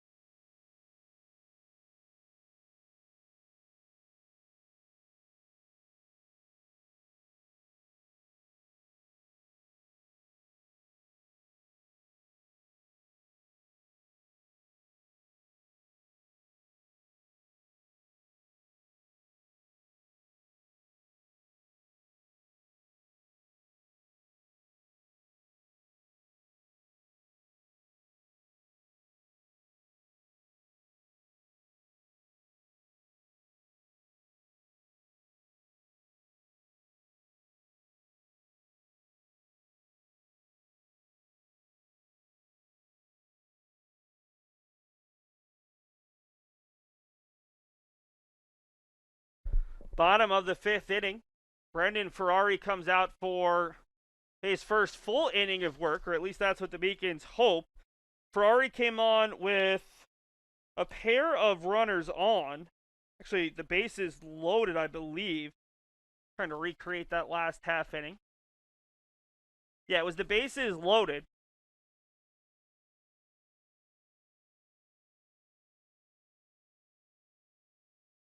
With 2 down, and the ball was hit right back at him off the bat of Peter Laviolette. He was able to knock it down and throw it over to end the inning after Plymouth State scored 5 unearned runs against Tim Cianciola, the Beacon starter. He'll face Joe Ruthier, Andrew Salton, and the top of the lineup here in the bottom of the 5th inning of what started as a weird doubleheader just because UMass Boston was the road team here at Monin Park, and it's just gotten weirder. 2-1 is fouled back, 2-2. Ruthier, the shortstop, singled out to right and lined over to the shortstop in what could have been a double play. One of a couple of defensive miscues by the Beacons as Leung's throw was off the mark, and on that play, the backup catcher Nick Healy, who started today's game and played well, throw was off the mark, and Healy injured himself sliding in, immediately came out. Brian Gallagher is now in that spot. Foul ball off the end of the bat. 3-2 here. Ferrari making his second collegiate appearance and first since the 18th of April. Already in May. It's strange. And what has been such a short season, at least for UMass Boston's teams, is the ball is fouled off once again. The season opener for UMass Boston Baseball and lacrosse was the 13th of April. The last 3 weeks have both flown by and been excruciatingly long. The 3-2 pitch is hit out to center. Ben Irvine shading over towards right center, able to make the play. 4 out, number 1, and Ruthier is retired. At least from a sports information standpoint, probably the same for the facility staff and the trainers. Just every day seems long, especially game days. Things a little bit more difficult because of COVID protocol. But it's also crazy that this is the beginning. Monday will be the beginning of the final week of the regular season for UMass Boston. Plymouth State does have a game next Monday, so got a little bit longer to go. The lacrosse regular season is already over. That ended yesterday. And the track and field season, well, the LEC championship meet for the women's was yesterday. The men's meet is going on right now, and that's the end of their season. 2-0 here to the 9-hole hitter, Andrew Salta, who has struck out looking and flown out to center. One of the few guys yet to reach for Plymouth, as that's a good breaking ball, but low.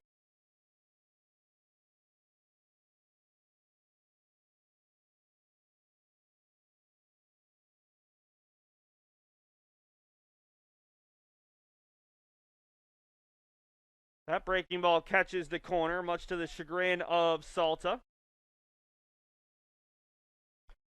Plymouth State team, very young pitching-wise. We talked about the Beacons' struggles. Well, they've had a lot of guys who have struggled with their control. Half of their pitching staff had more walks than strikeouts coming into the weekend, 10 of 20. Team ERA, almost 9. There's a swing and a miss, 3-2. But they do bring back a good core of veterans, position players. Breaking ball, Salta can't believe it, but he's rung up by Lightbody. First strikeout for Ferrari, who's now gone a full inning of work. And it'll bring up the leadoff hitter, Sokolowski. When you look at this Plymouth State lineup, now not all these guys started from their freshman year, but James Salta, Andrew Salta, and the normal catcher, Gavin Cook, are all fifth-year players. Drew Metzdorf is a junior transfer from UMass Amherst. Andrew Wasilewski's a 4-year player. Joe Ruthier's a 4-year player. So right there, you've got 5 seniors or grad students, plus a junior who played at the D1 level. A much older group that's been at Plymouth State than UMass Boston. When you look at the Beacons lineup today, from top to bottom, Ben Irvine's a senior transfer in his first year with the program. Steve Brookwell's a senior who's in his second year with the program. Same with Curtis Tyrone, who hits third. Count runs to 3-1 here to Sokolowski. Craig Corliss is a senior transfer in his first season. Aidan Blake's a sophomore who played 3 games as a freshman. Thomas Q, a junior, but barely played as a freshman or sophomore. Check swing and he went. Sokolowski was already taking off the shin guard, then found out it was 3-2. Nico Kaides, a junior who did get to start as a freshman. Devin Slattery, a sophomore who played 1 game as a freshman. And Ryan Leung, a junior who didn't start until a sophomore year. It's a much younger group. 3-2 pitch from Ferrari. That one's a bit higher. No check swing. And Sokolowski is a 2-out base runner for Drew Metzdorf, who's reached 3 times, a single, a triple, and a run scored in the third, and reached on an error by the shortstop Leung, stole third and scored in the fourth as part of a 5-run inning. Ferrari, another fastball, a little bit high in there to a right-handed hitter.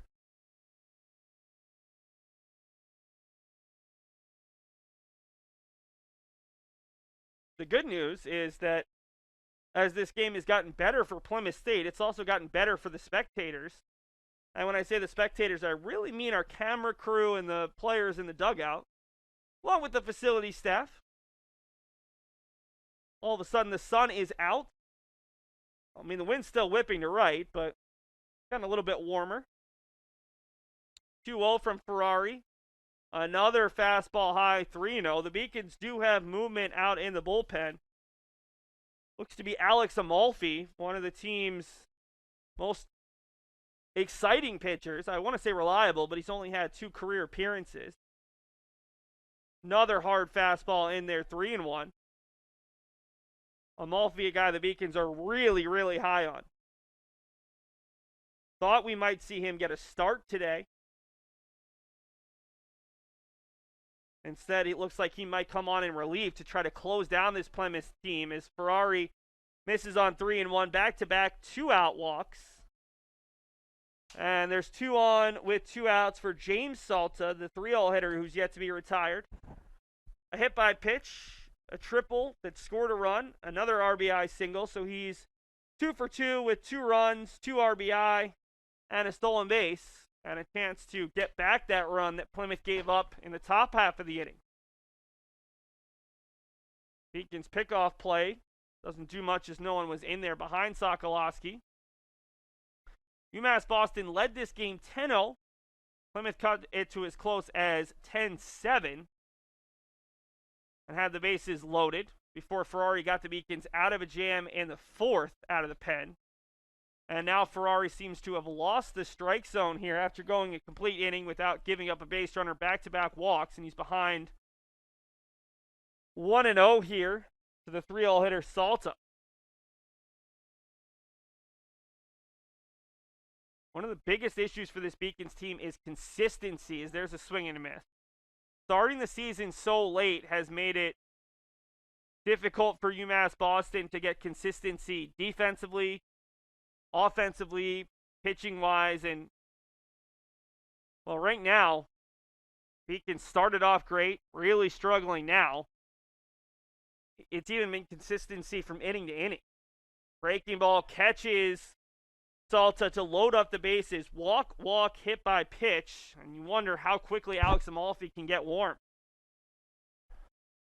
Tying run comes to the plate in Griffin Crane.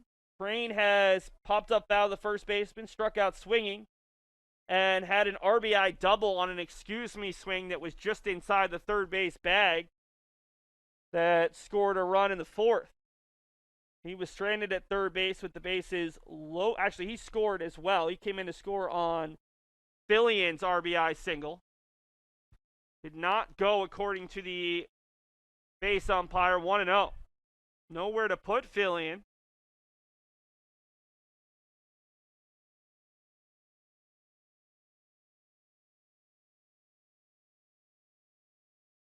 Popped up, but it's going to get out of play.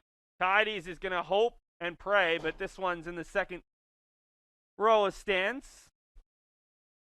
A break for the Panthers. There's not an easy way for me to look up how many times the bases have been full for these two teams, but we're in the fifth inning, and I would say that we've probably seen the bases full in probably at least 5 of the 10 half innings thus far. Hit over to the first baseman, Corliss, picks it up, going to take it himself, and just like that, Ferrari able to get himself in and out of a jam. We head to the 6th. It's UMass Boston 11, Plymouth State 7. Take me out to the ball game. Take me out to the crowd. Buy me some peanuts and Cracker Jacks. The UMass Boston Beacons baseball team, who went 23-15 this year, and have consistently been a leader in their conference without having a home field to play on. That will change next season. I am so happy and excited to join Boston College High School and your wonderful president to celebrate this symbol of our institution's friendship as well as our shared commitment to this special neighborhood. Not only are we thrilled to be building a new ballpark with our neighboring teams and for all of our neighboring teams, but we could not be happier to provide more space. It's not just for us, Father Monin. It's for the youth of Dorchester and South Boston to be able to play as well. So your field will be used by quite a few of us for so many wonderful things. But my hope is that the sound of the bat, that's so irresistible to us at Fenway Park, will echo through this field and will call further together the academic communities of BC High and of UMB, but especially that it will call together the youthful neighborhood communities of boys and girls who are awaiting it so eagerly. I can't wait to put those shovels in the ground. Thank you. 9-1-2 for UMass Boston as Ryan Leung swings and misses at the first pitch, 0-1.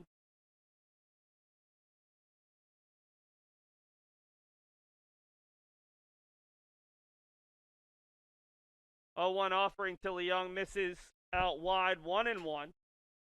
Ryan today, who's getting his first collegiate start at shortstop, is 1 for 3. Grounded out to second, struck out swinging, and doubled down the left field line, but was stranded at second back in the fourth inning.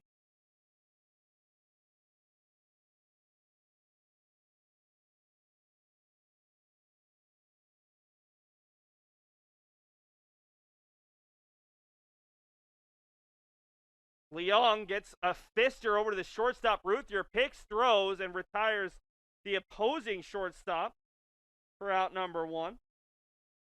Good start to the top of the 6th inning for Lamora, who has been a godsend for this Plymouth State team out of the bullpen.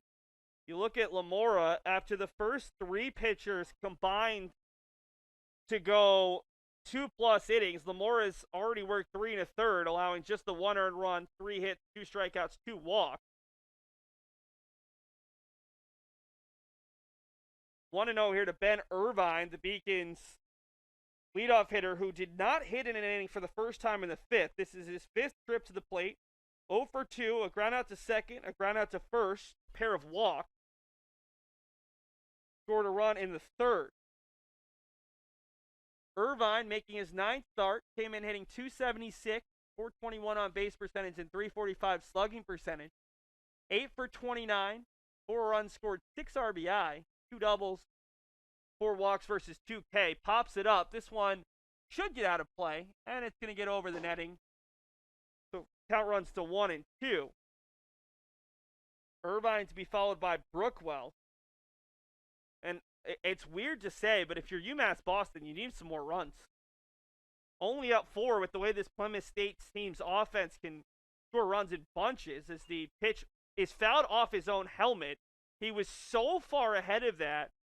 Fortunately, it caught the helmet clean, and he appears to be okay. A little frustrated at himself, but I think frustration is the only issue there. Irvine is going to put his helmet on.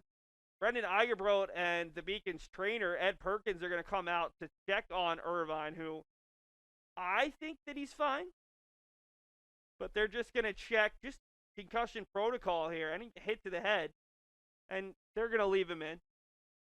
It was one where it was a glancing blow full to the helmet. And it probably looks scarier to the trainer and the coaches than anything else. Talking about scary, how about Bryce Harper this week of the Philadelphia Phillies took a 97-mile-per-hour fastball off of his face.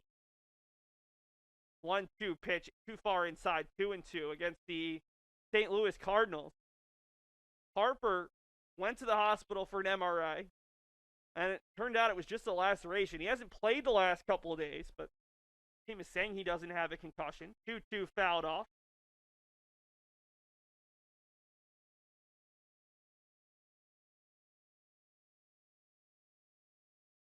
Lamora looks to keep his team in it. Made his first appearance of the season on Tuesday, and this has been a gem out of the pen. 2-2 breaking ball up high. Count runs full.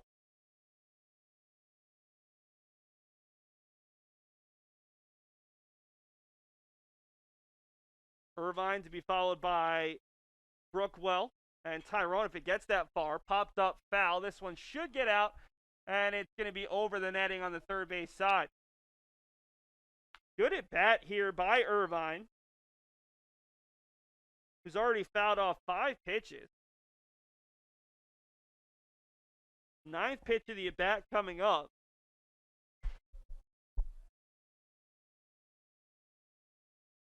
(3-2) offering, hit over through the right side, and on the 9th pitch of the at bat, Ben Irvine has himself a single. And the Beacons have a base runner here in the top of the 6th.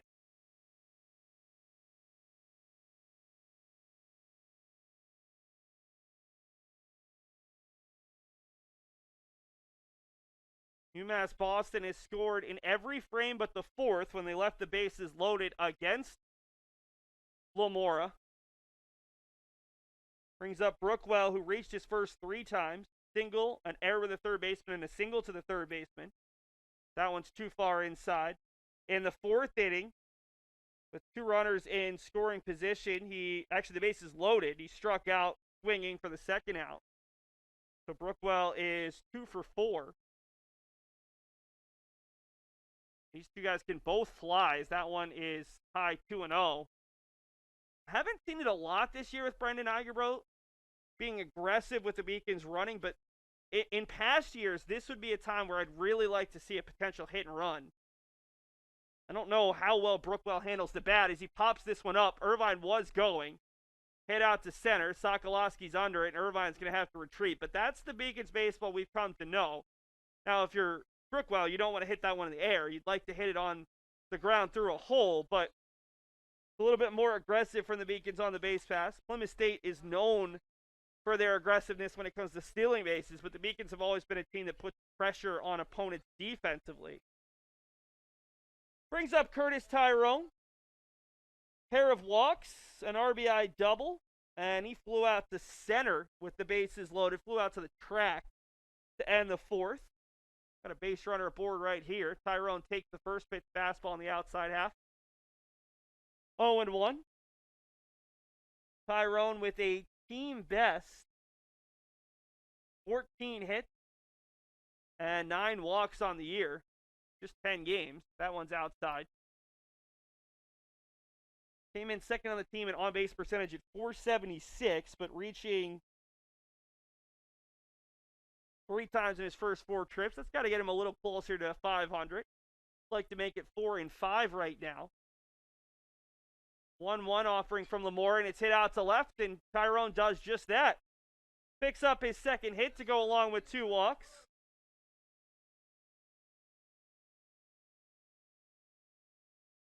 And the Beacons have 2 on with 2 outs for Craig Corliss, who came in right behind Tyrone with 12 hits on the year. Corliss today a 2-run triple to right field in the first, a hit by pitch and a run scored in the second, a walk in the third, and popped up to second to start the fifth. Guy has a chance to pick up at least 1 more RBI. Already has 7. Bounces up there, and a good job by the third string catcher. I don't even quite know how many catchers Plymouth State has on the roster. Do a quick search. Gavin Cook has been the starter all year. Nick Healy was the backup. They have Chris Hanna, who made the trip today, and Brian Gallagher, who also made the trip. So they brought 4 catchers on the day. Joshua Welch is a 5th catcher, but he is one of the 14 players who didn't travel. So they are on catcher number 2 of the day they've used. They did not start the catcher Gavin Cook, who probably played 16 innings yesterday. It's the 2-0 to Corliss, too far inside 3-0. And right now, if I'm Brendan Eigerbrod, I'm giving Corliss the red light until Lamora can find something over the plate. The way Aidan Blake is hit, not necessarily today, still looking for that first hit in 4 trips, but he's been so hot and so consistent. 2 on, 2 outs, 3-0 pitch is high, a 4-pitch walk, and it's weird to say because he's pitched well, but at what point is Lamora going to run out of gas? Bases loaded for Aidan Blake, the 5-0 hitter, who has 2 RBI today. Ground out to short, a walk, fielder's choice that was hit to the shortstop that scored a run, and a strikeout looking. For Lamora, he's up to 68 pitches. The guy who came in with 1 inning pitched on the season. 68 pitches, that's a starting pitcher number, although maybe up to 80, 85, but there is a righty warming for Plymouth State in the pen. It looks like maybe 28. Chris Hanna, who's actually listed as a catcher/pitcher, so if you use Hanna as a pitcher and take him out, you'd be down to the only catcher on the roster is Cook. Hit up the middle, and that's going to be at least 1 run, if not 2. Heading home is Tyrone. It's a 2-run single from Aidan Blake. He's got 4 RBI in the day. And the Beacons lead is back out to 13-7. So a 2-out rally for UMass Boston has extended their lead that had been cut to 3 back out to 6. Irvine and Tyrone score. Corliss the second. Blake's at first for Thomas Q, and I don't know if Lamora is going to get any more pitches today. He's at 70 on the dot, and even though he's been charged with 3 runs that could become as many as 5, you've got to give so much credit to Lamora, who has pitched so well in relief. The junior out of Concord, New Hampshire, doing a great job first to get out of a jam and then to give his team innings. Remember, the first 3 pitchers on Plymouth State that pitched in this game went 2+ innings, and now Lamora gets them through 3 2/3 into the 6th, almost out of it if not for this rally. And now we will see our 5th pitcher of the day for Plymouth State. I believe it's going to be Chris Hanna. We'll give you the full details after this commercial break as Plymouth State going back to the bullpen.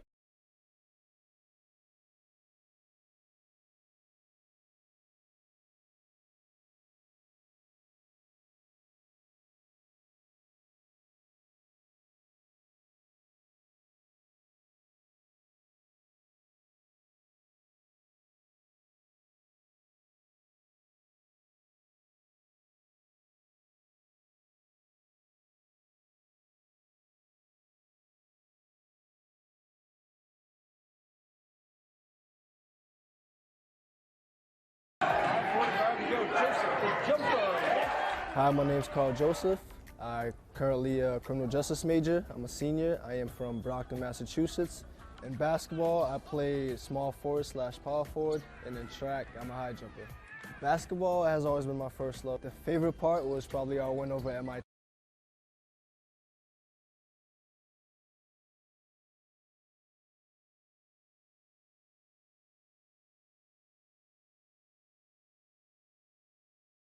The new pitcher for Plymouth State is Chris Hanna, the sophomore catcher/pitcher out of Kingston, New Hampshire.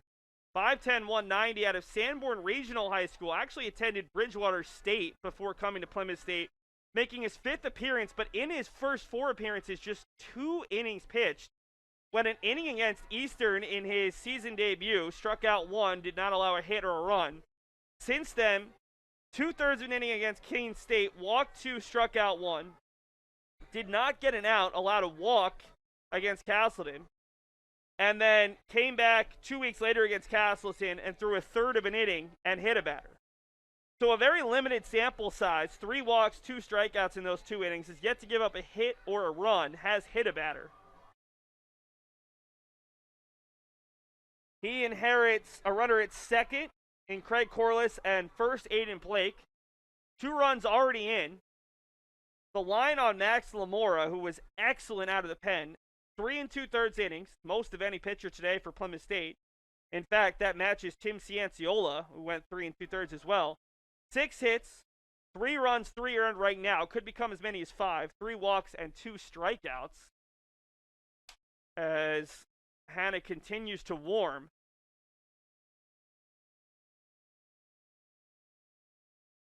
Remember, the tough part about this is Plymouth State is the home team today. So, while the Beacons have stretched out to 13-7, Plymouth State has a chance to come right back.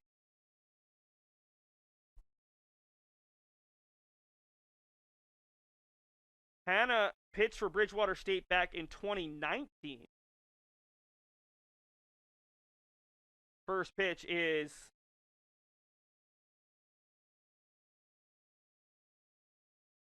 a little bit too far inside for ball 1.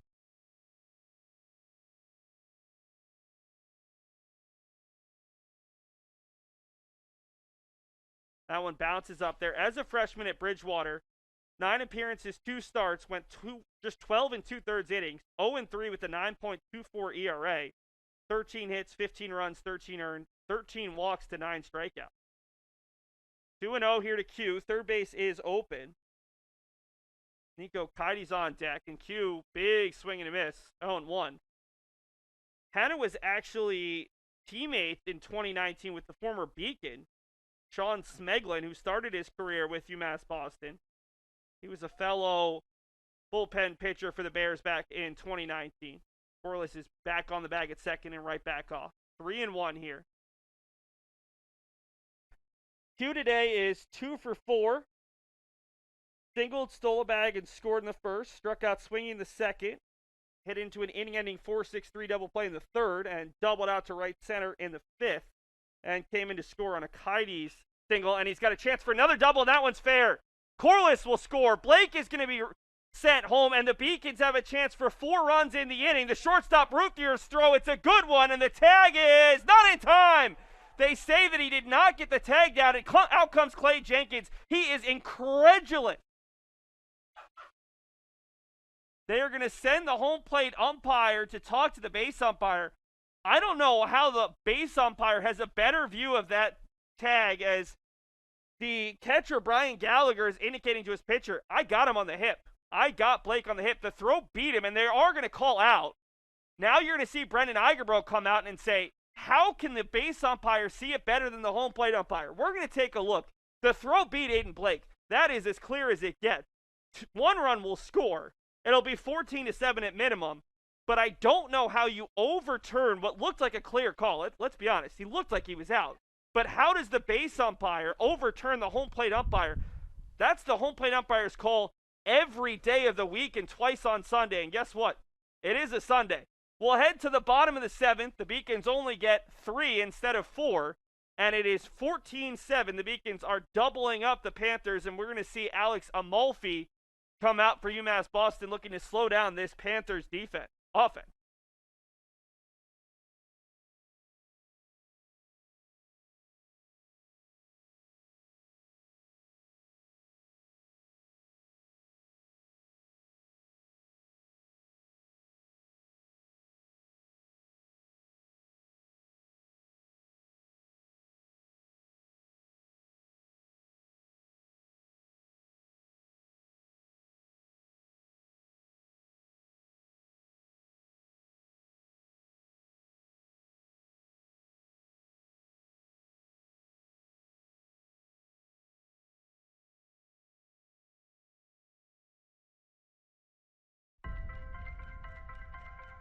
I'm a Division III student athlete, and I know how powerful words can be.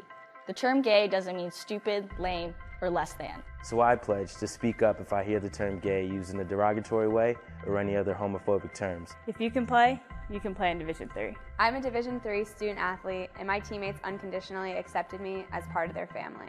So now I pledge to do the same for others. If you can play in Division III.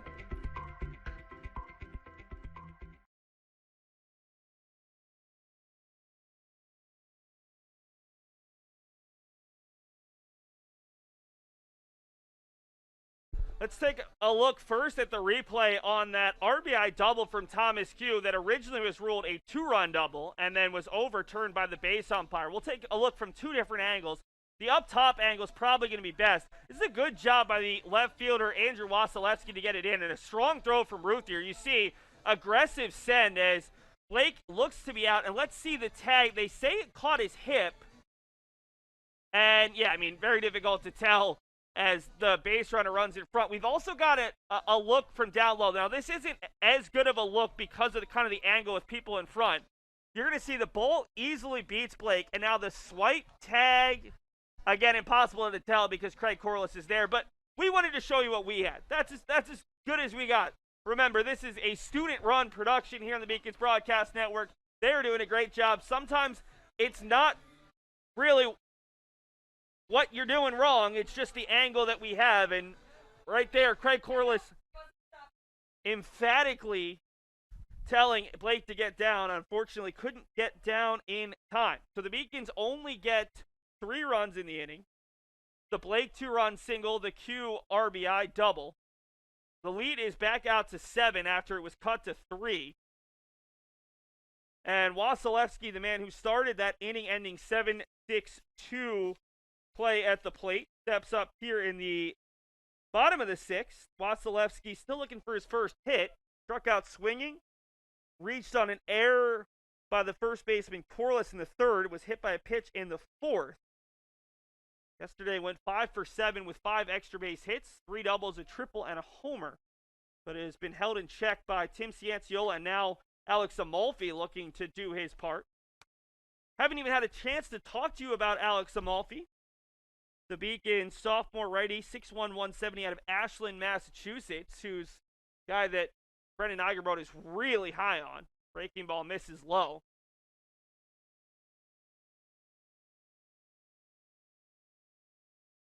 Amalfi on the season making his 4th appearance. 2 starts, 2 out of the pen. 0-2 with the 4.09 ERAs. That's popped up foul. 11 innings, tops on the squad, 16 strikeouts to just 4 walks. 9 hits, 7 runs, 5 earned, a double. Opponents hitting .220 against him.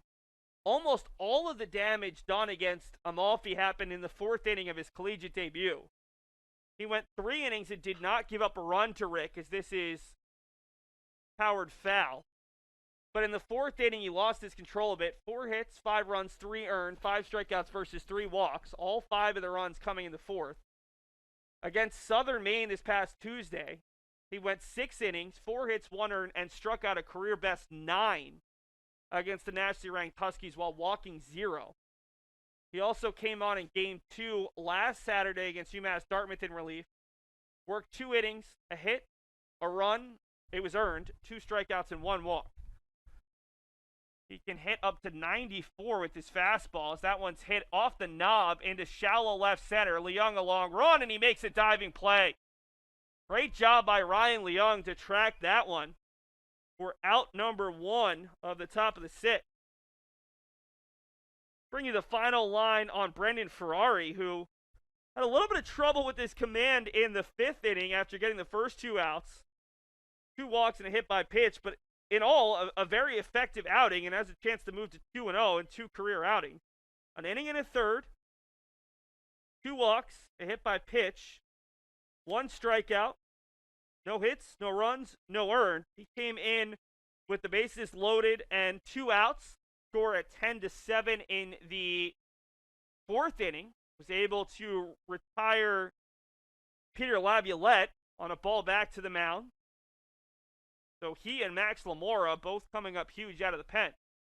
0-2 here to Brody Fillion, 1 for 3 on the day, and he fouls it off towards the Panthers dugout. Fillion is lined out to second, grounded out to first, and had an RBI single back in the 4th inning that ended Tim Cianciola's day. 0-2 offering from Amalfi, high fastball. It was fast, but it was not close to the zone.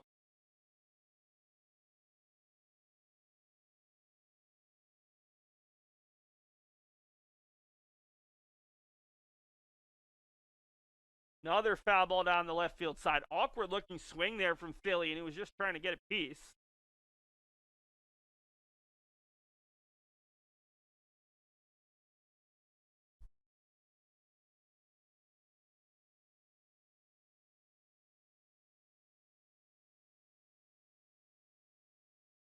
Swung on, fouled off, and oh, what a play! Nico Cotties takes it off the mask, dives with his non-glove hand, and grabs it on a foul ball, strike 3, and that is as good a play as you are going to see from a catcher on a foul ball, strike 3. I hope we can get at least one really good angle of that, because that was something that you might see once every couple of years from a catcher. Most guys are just going to give up on that after it catches the mask. Instead, that's a highlight reel play from the Beacons junior catcher.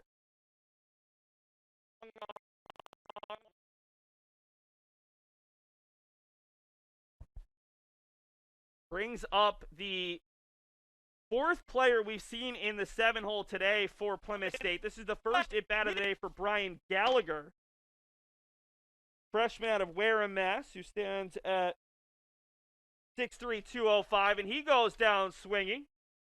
Let's take a look at that incredible play by Nico Cotties.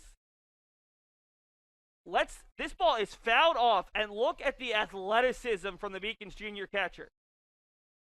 Bounces out, and Cotties just says, "Look what I found." Let's take another look at that. Hey, you can see just how excited the Beacons bench is. I'm sure Alex Amalfi's going to give him a big high five. This is as good as it gets. Pops in and out of the glove, off the foul tip. What a play by Nico Cotties. We head to the 7th. It's the Beacons 14, Plymouth State 7. Division III allows you to give yourself to other things. Having that free time allows me to pursue the things that I want to pursue. Division III athletics affords students the opportunity to, engage in the other interests in their campus and in their lives outside of that sport. It allows you to just be able to do everything you want to do. I wouldn't change it for the world.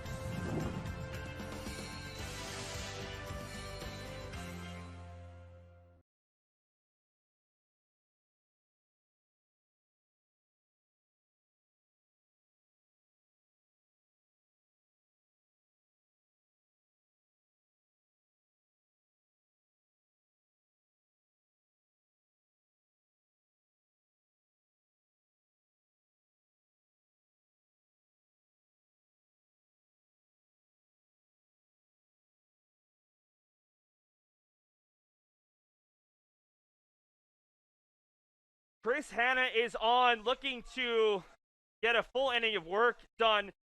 Hanna had a weird first at bat. He allowed an RBI double. It looked like 2 runs were going to score.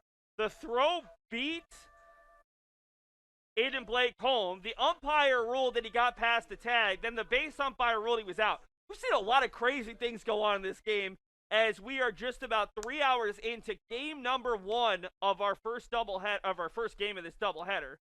Nico Kaidi's the man who made, in my estimation, one of the best plays a catcher can make, grabbing that foul ball that went in and out of his glove and then diving with the throwing hand to make the play before it hit the turf. 0-1 to Kaides. Takes a breaking ball on the outside half, 0-2. Nico has reached 3 times. A single, a walk, a hit by pitch. Has a run, an RBI, and a stolen base. It's also grounded out to third. 0-2 offering, fouls it back. 7-8-9 for the Beacons here in the 7th against Hanna, who came on in relief of Max Lamora. 5th pitcher of the day for Plymouth, but not too bad when you consider they had 3 pitchers in the first 2 innings. 0-2 offering misses wide. On the other side, didn't even really have a chance to talk about it. How about Alex Amalfi just powering through Plymouth State? A pair of strikeouts and a pop-up to short, although it was a really nice play by Ryan Leung. Ball is looped out to shallow right, going over to second baseman Metzdorf, who makes another running play. Drew Metzdorf has showed off the leather a couple times today, despite the win, and it'll bring up Devin Slattery, who is 1 for 2.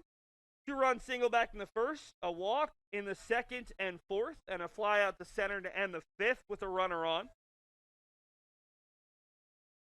Beacon sophomore second baseman getting his 4th consecutive start.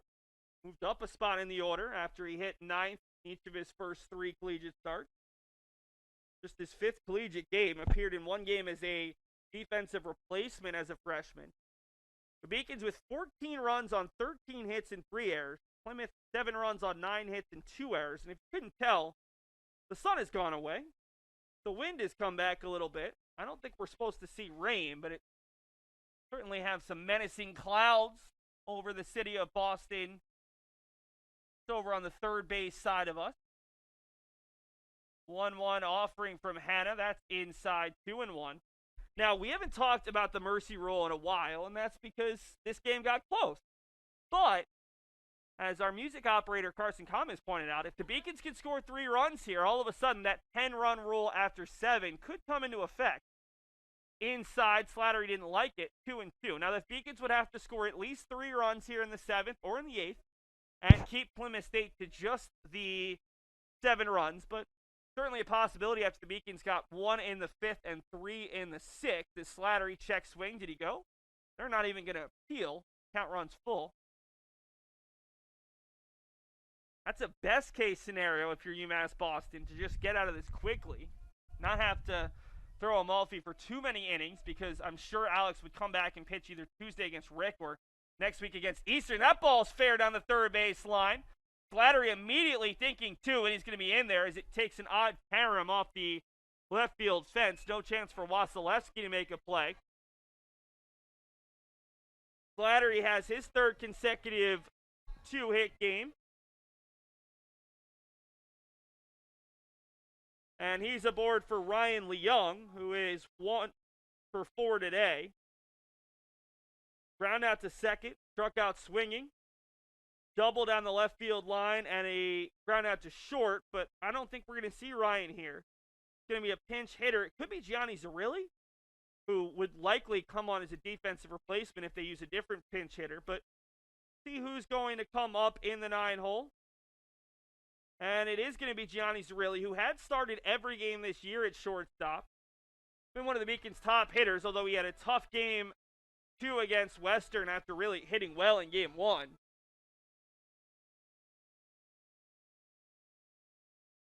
Talking about that game on Wednesday, Zarilli went 2 for 3 with 2 runs, 2 RBI, a double in game 1, but 0 for 5 with 4 strikeouts in game 2. So Doesn't start today, but does come on in a, well, kind of a big situation if you're hoping for this game to end in a reasonable amount of time. Runner at second with one out. So really the sophomore shortstop out of South Glastonbury, Connecticut. Been one of the Beacon's top hitters this season. Takes the first pitch off the front hip. And not the way you want to start your day, but he's aboard. 2-1, and that big third potential run of the inning steps to place in Ben Irvine. Irvine today has reached in 3 consecutive at-bats, went 0 for his first 2, a ground out to second and a ground out to first, but since then has walked twice, scored twice, and had a single through the right side and scored in the 6th. First pitch to Irvine misses out wide. Ben, the Beacon's leadoff hitter and center fielder out of Peabody, Mass., attended Peabody Veteran Memorial High School, stints at Northern Essex Community College and the University of Maryland, the Terrapin. 1-0 pitch to Ben is low, 2-0. If you're asking what are the chances that he could hit that 3-run homer and just end it right now, he did hit 2 home runs at Northern Essex Community College in his sophomore season. Hit one last year and hasn't hit one yet this year. That ball skips away. No advancement, although Slattery was hoping it would get further away from Gallagher. Count runs to 3-0, and honestly, probably the easiest way to score runs here is to put a few more base runners on. Irvine has tremendous speed. Slattery at second, Dorilli at first, Brookwell on deck. 3-0 from Hannah, and it's too far inside. The third walk of the day for Irvine, who in 7 innings has now stepped to the plate 6 times and has reached 4 times.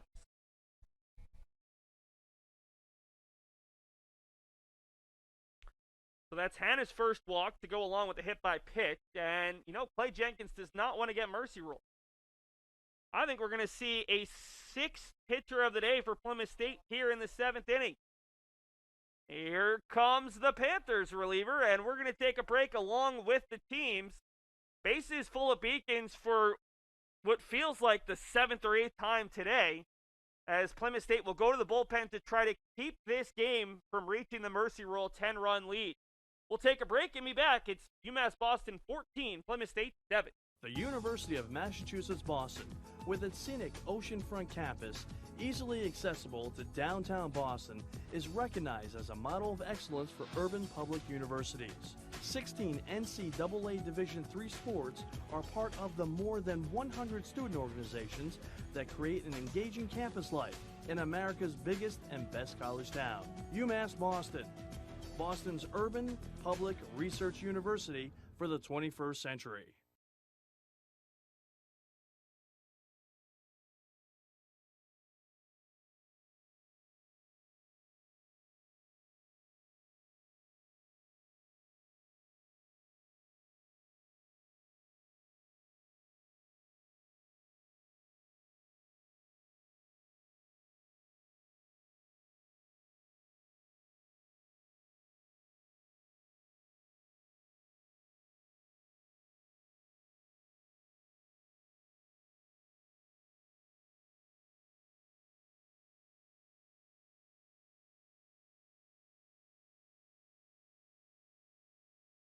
The new pitcher for Plymouth State is number 35, Stephen Thomas, the freshman out of Worcester, Mass., attended West Boylston High School, 5'10", 205, making his second collegiate appearance. His first one did not go all that well. A third of an inning, 2 hits, 2 runs, 3 walks, did not strike out a batter in a 25-1 mercy rule loss for Plymouth State. That was the point where they were just kind of trying to get the 7 innings done with. So Thomas, pitching for the first time in almost a month, will come on with the bases loaded. Plymouth State only allowed to bring 28 players. They brought 28 players of their 42-man roster, and they're using, well, this is pitcher number 6 of game 1. And if this goes the full 9 innings, you got to figure they're probably going to use a 7th and maybe even an 8th. The partial final line for Craig Hanna, not pretty. Hannah came on with 2 outs in the 5th inning, rather this 6th inning, able to get an out despite not retiring a batter. 2/3 of an inning thus far. 2 hits, 1 walk, did not strike out a batter, and has not given up a run yet, but all 3 runners out there would be charged to him as Brookwell, swinging at the first pitch, takes it and fouls it off down the third base side. Again, if you're UMass Boston, 3 runs here, a shutout bottom of the 7th, you get out of this first game with the victory, you're back to 500, and you can really focus on game 2 without having to use too much of your pitching depth. D'Anciola, Ferrari, and Amalfi as Brookwell fouls that one off. Ferrari's a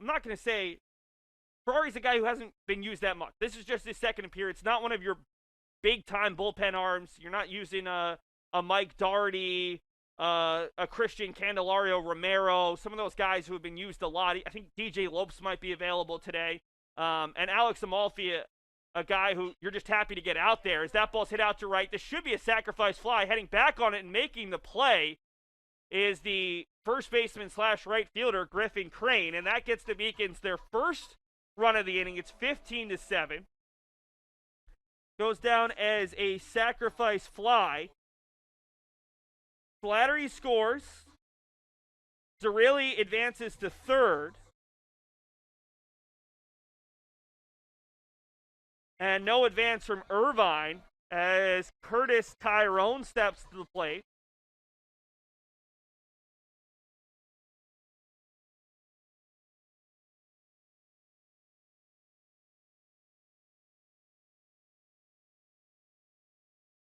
First pitch is outside. Tyrone today, just having another Curtis Tyrone day. Walked twice, has a single, a double, and is flown out. So 2 for 3, reached 4 times. An on-base machine as he tries to get back up to 500. Misses out wide. Irvine takes off for second to throw, is not in time. Ben Irvine the steal. No advance from Zerilli. A lot of times it's softball. You're trying to draw the throw to second, and then the runner at third takes off. But I think Zerilli was just content, especially after getting hit by a pitch on the first pitch that he saw, to just kind of chill over there at third base. And now the Beacons have 2 runners in scoring position. A hit here could likely get the Beacons back to a 10-run lead. 2-0 to Tyrone, taking all the way, 3-0. Difficult spot for Stephen Thomas, who retired the first batter he faced. It did allow an inherited runner to score.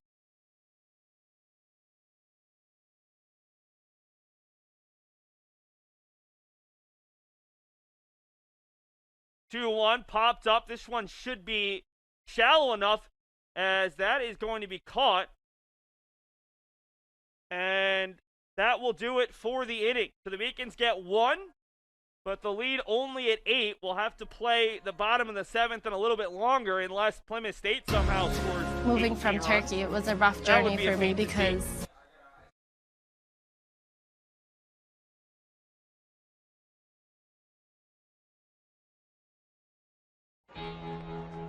Cheer for the stumbles. The he shoulda had that's. And the tears that linger. For in those moments, greatness lies. There, you will find the provoked, the determined, the unified. It's in those moments that champions are born.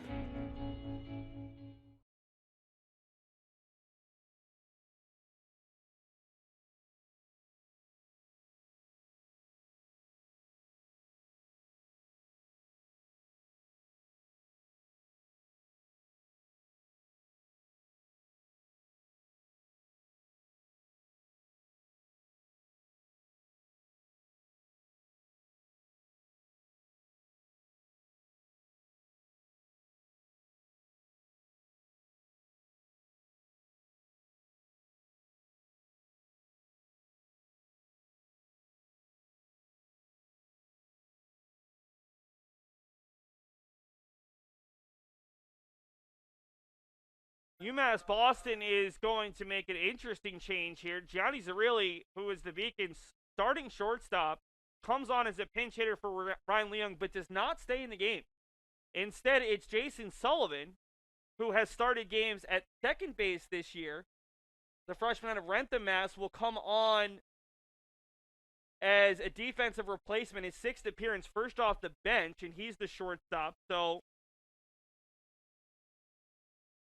both teams have made multiple changes in one spot in their lineup. Plymouth State, 4 different players in the 7-hole. 3rd different player for UMass Boston at shortstop. 0-1 pitch from Amalfi misses up high to Joe Ruthier, the Plymouth State shortstop. For Amalfi in the bottom of the 6th, 1-2-3 inning. First 1-2-3 inning for a pitcher for either team today. And it was probably also, no, it was. I don't even have to think about it. It was the quickest half inning by far of the day. He got a pop up to short, a strike 3 foul ball, great diving effort from his catcher, Amalfi, and then a strikeout swinging.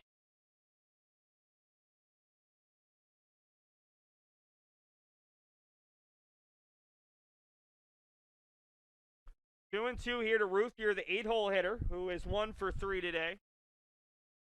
2-2 pitch.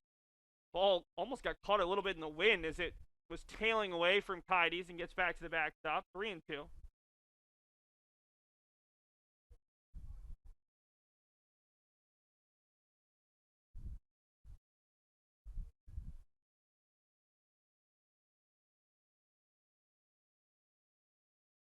3-2 offering to Ruthier, senior shortstop, and it is hit out to shallow right center. Coming in on it is Brookwell, and Amalfi has faced 4 batters and retired 4 batters.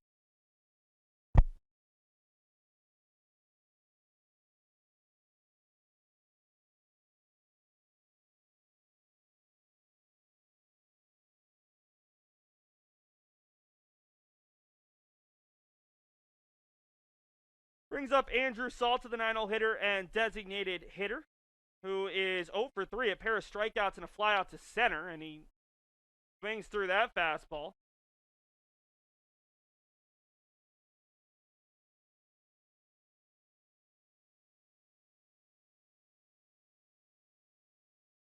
Another fastball misses out wide, 1-1 now.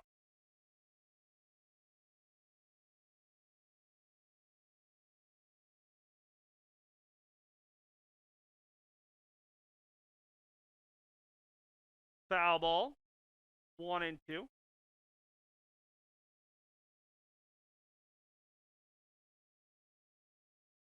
Plymouth State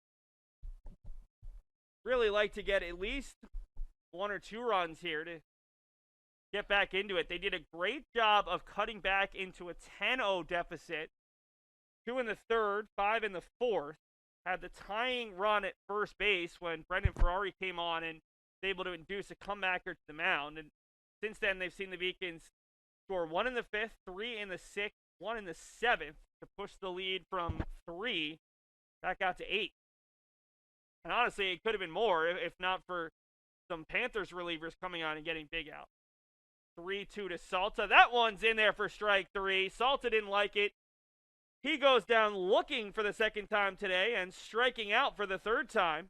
Amalfi 5 up, 5 down, and it'll be the leadoff hitter, Sokolski, who is 1 for 3, a strikeout swinging, a ground out to 3rd, a ground rule double to right, and a run scored and walked his last time up.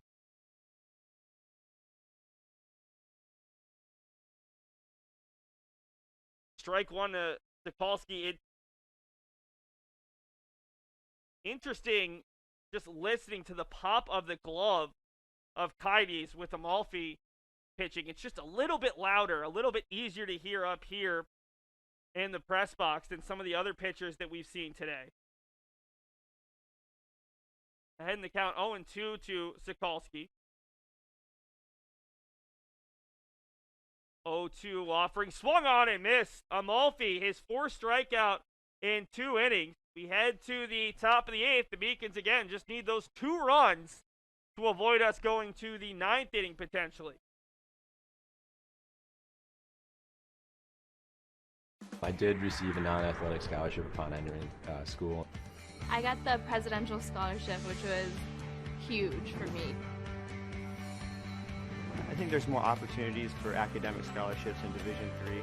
I did receive academic scholarships. Just being involved on campus, being a leader, all those things combined kind of get me recognized. It's a great experience for me.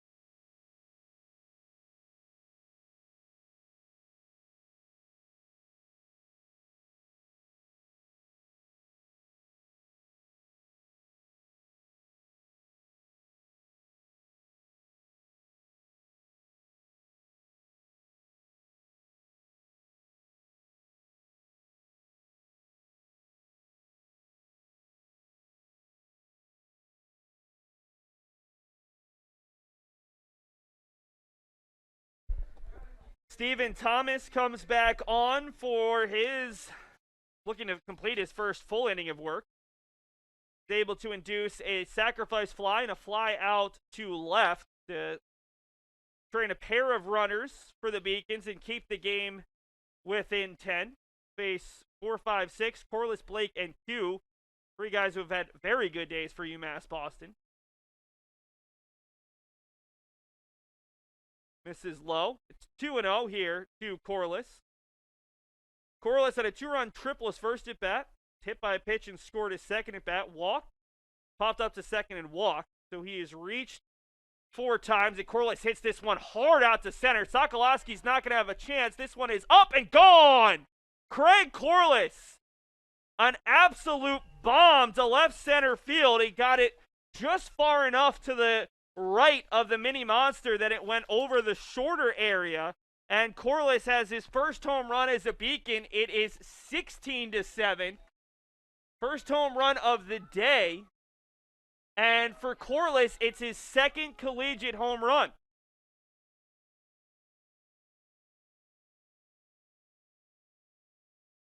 Brings up Aidan Blake. You want to talk about a guy who's having a nice day in terms of run production. Blake has had 4 RBI.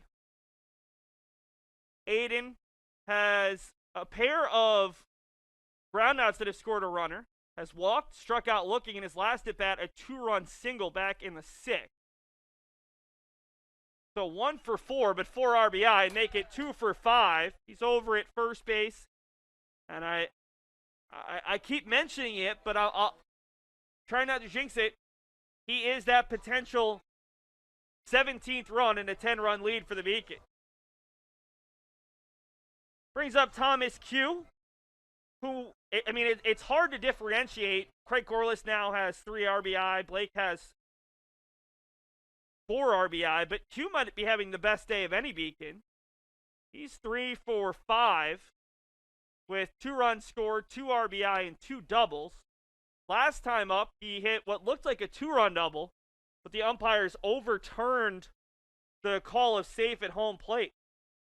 0-1 to Q, the Beacons' junior left fielder, who played each of his first 2 years as a third baseman. But Beacons in preseason moved him out to left field, knowing that was a position they didn't have a locked-in starter. And the way Blake has played, I'm glad they did, because Q's bat has been tremendous, and Blake has been really good on both sides of the ball. Not that Q's been bad defensively, just haven't seen him have to make that many plays. 1-1, fouls it back. Thomas does have an error today. Missed the cutoff, and the ball almost made it all the way to the backstop that allowed a couple runners to move up.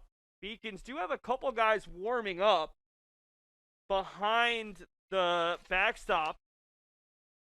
Just potentially defensive replacements. Noah Motter and Michael Como, pair of seniors who play at the corners.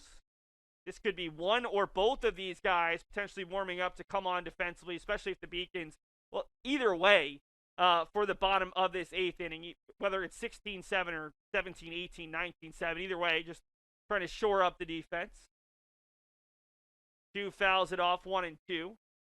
For Como, veteran first baseman, has played there all 4 years. Really good defensive first baseman who had a rampant run as a sophomore, 4 games where he just hit the cover off the ball. For Mater, really good defensive third baseman. Seen come on defensively a couple times. Throw over to first, and Blake's back in time. I don't think Blake is a bad defensive third baseman in any way, but also it's kind of nice in the middle of the doubleheader to get a little bit of time off your feet. Blake deserves it. Those 4 RBI. 1-2 pitch nearly catches Q. 2-2. Stephen Thomas looks to keep this game within 9. I mean, that's your big focus if you're Thomas. Just get out, keep this game within 9. Give your offense a chance to get back in this game. It's been a wild one. 10-0, then it was 10-7, now it's 16-7 as Q pops this one up. This has a chance to stay in. Salta over there on the third base side, and he's going to make the play. Ball kind of fell back towards the field, and Q is retired on the foul pop. Brings up Nico Kaides, who has reached 3 times in 5 trips to the plate. An RBI single, a hit by pitch, a bases loaded walk. Ground out to third, a pop-up to second. So he is 1 for 3 with a pair of RBI and a stolen base. Kaides swings through the breaking ball, 0-1. Remember, this is game 1 of 2 between these two sides. Both games, Plymouth State, the home team. UMass Boston looking to even their record and conference record at 5-5. Plymouth State with the loss would fall back to 500 at 8-8, but would fall to 4-6 in conference. 2 teams came in tied for 4th in the LEC. 6 teams make the conference tournament, but right now there are 4 teams that are very tight in that 4 through 7 spot. Castleton just behind these two sides at 6 and 8. And UMass Dartmouth at 5 and 7. 1-1 here to Kaides with 1 out. Blake over there at first base. Kaides takes it low. Now 2-2. Scoreboard a little bit late to operate.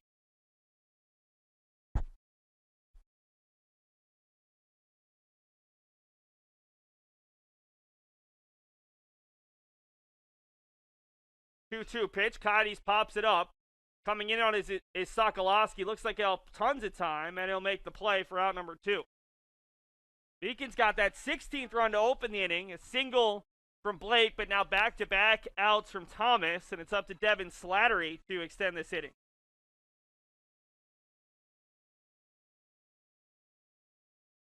So Plymouth State and UMass Boston both have only played 9 games. This is game number 10. They'll play game number 11 later on in terms of conference games. Castleton has just 2 games left at 6 and 8. So the most wins they could get to is 8 in conference. That one bounces up there. Slattery's going to take off on the wild pitch, and he'll advance. So he's in scoring position here. That was Blake taking off. Slattery the batter. But Castleton's last 2 are against Southern Maine. It's going to be difficult for them to get 2 wins, much less 1. UMass Dartmouth at 5 and 7 has 4 conference games left. Although on the Little East Conference schedule, it's listed as 5. That can't be right.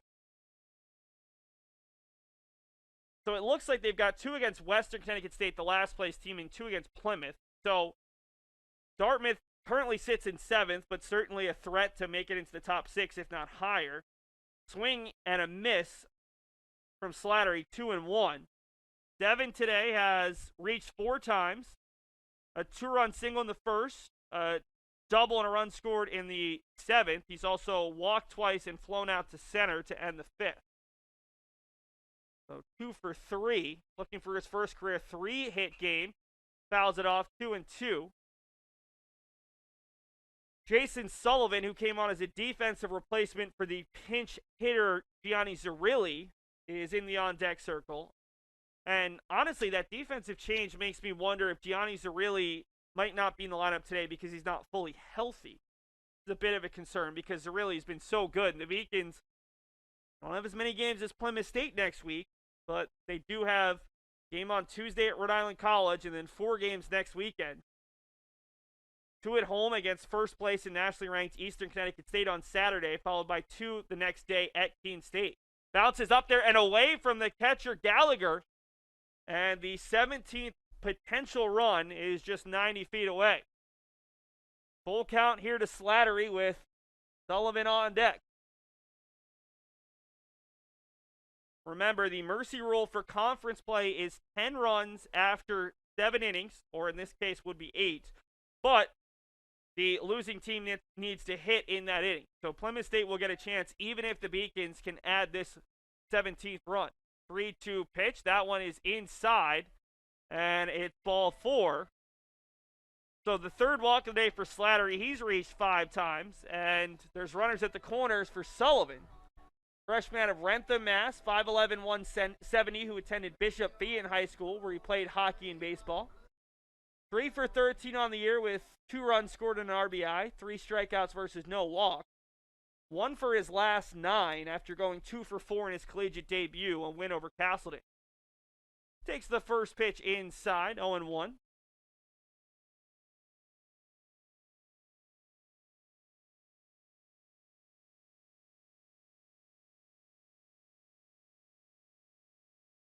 Oh-1 from Thomas, foul back. 0-2 now. Ben Irvine in the on-deck circle if it gets to him.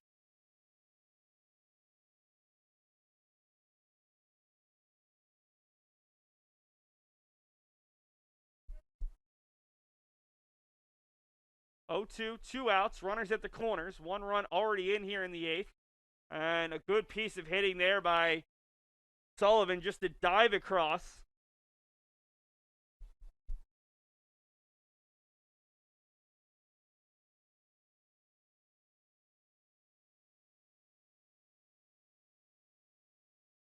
Blake at third, Slattery at first. Sullivan fouls another one off. Just looking for something he can potentially put out to the outfield here.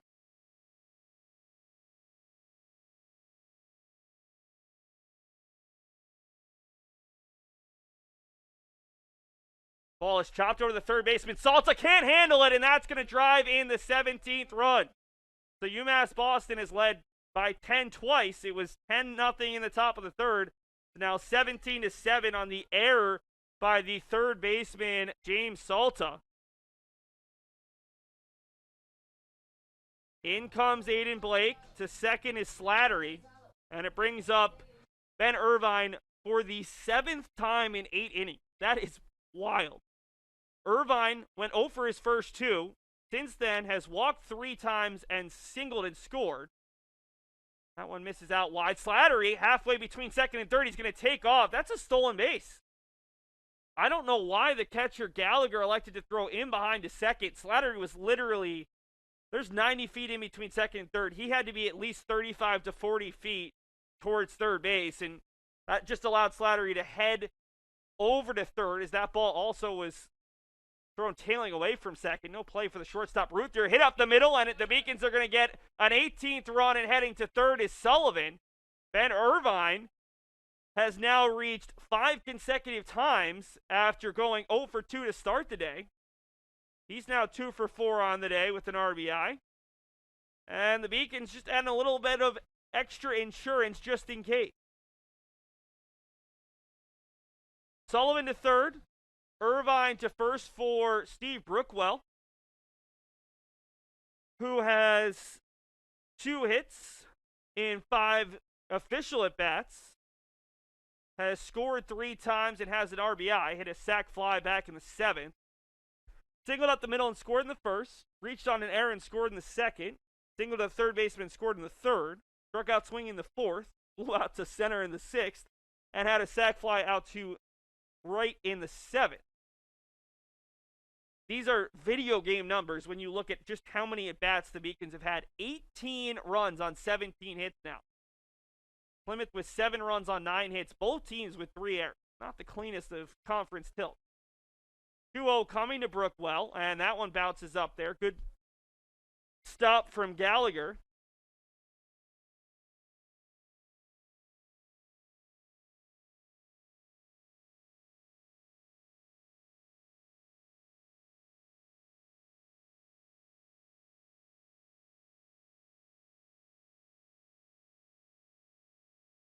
3-0 catches the corner, 3-1.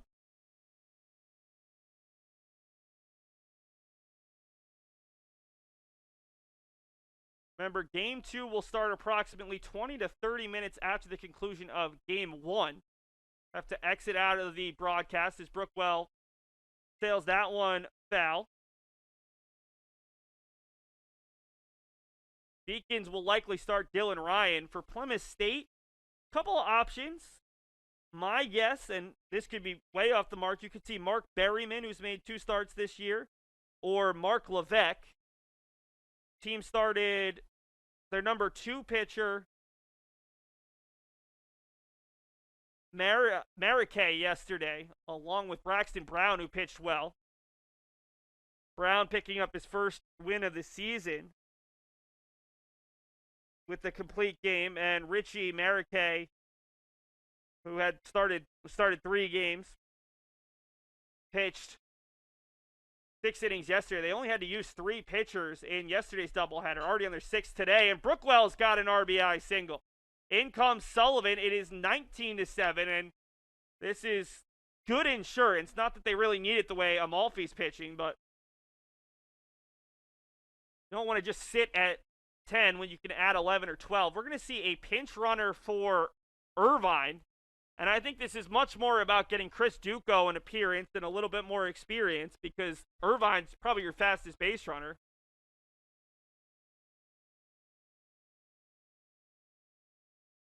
Chris Duco, who has seen some starts in center and left.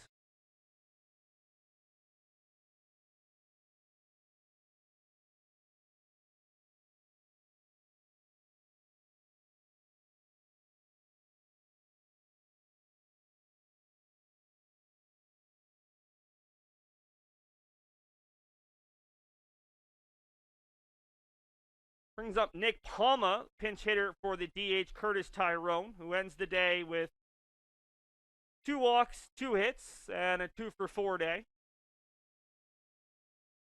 Palma takes the first pitch on the outside, half 0-1.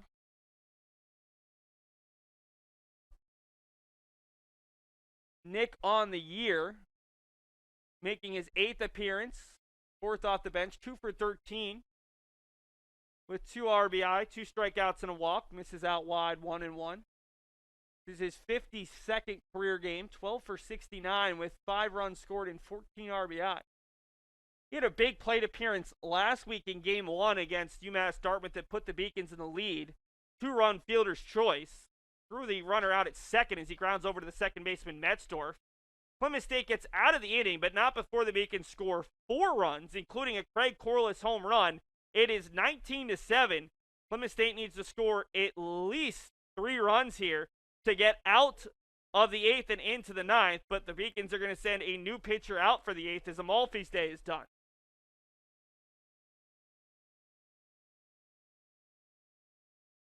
I did receive a non-athletic scholarship upon entering school. I got the presidential scholarship, which was huge for me. I think there's more opportunities for academic scholarships in Division III. I did receive academic scholarships. Just being involved on campus, being a leader, all those things combined kind of get me recognized. It's a great experience for me.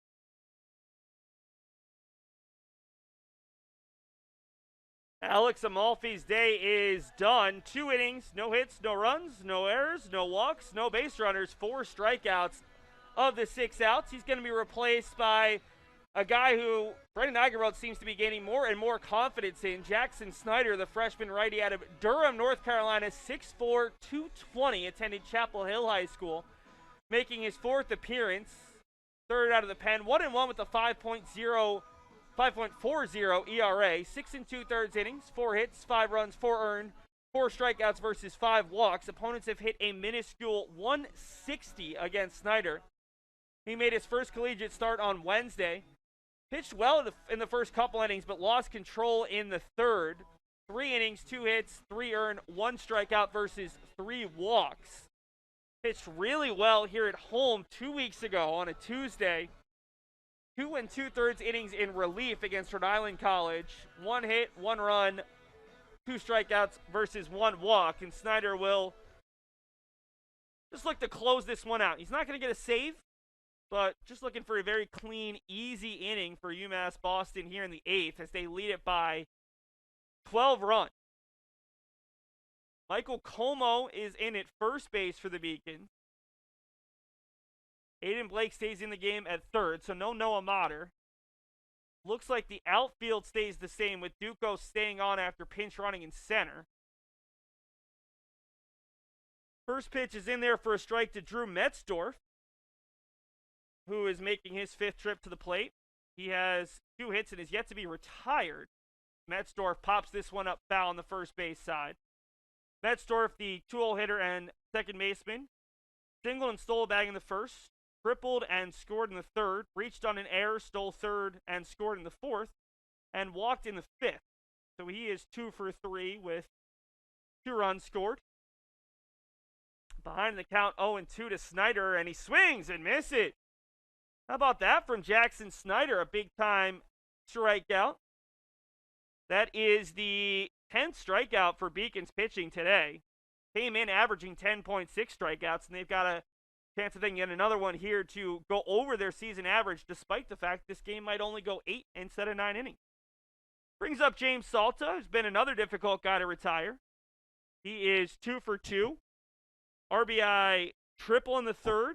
RBI single in the 4th. Has also been hit by a pair of pitches and stole a base. 1-0 to James Salta. Pops this one up. It'll get foul. 1-1. The offensive numbers from UMass Boston in this game are incredible. 9 guys have a hit. All 9 starters. That is on the corner 1 and 2. Brookwell and Q have 3 hits and 2 RBI. Irvine has 2 hits and 3 walks. Tyrone, 2 hits and 2 walks. That bounces up there.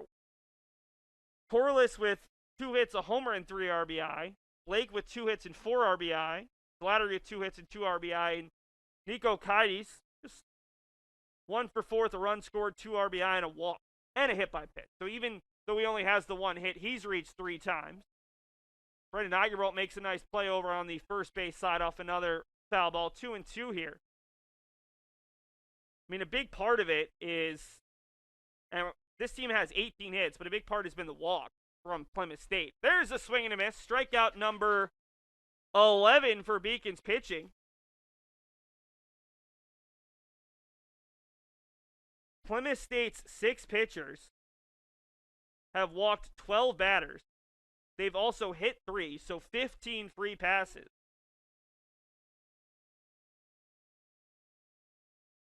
And it all started as the Beacons chased Ryan Hurlburt, the ace of this Plymouth staff, after just an inning and a third.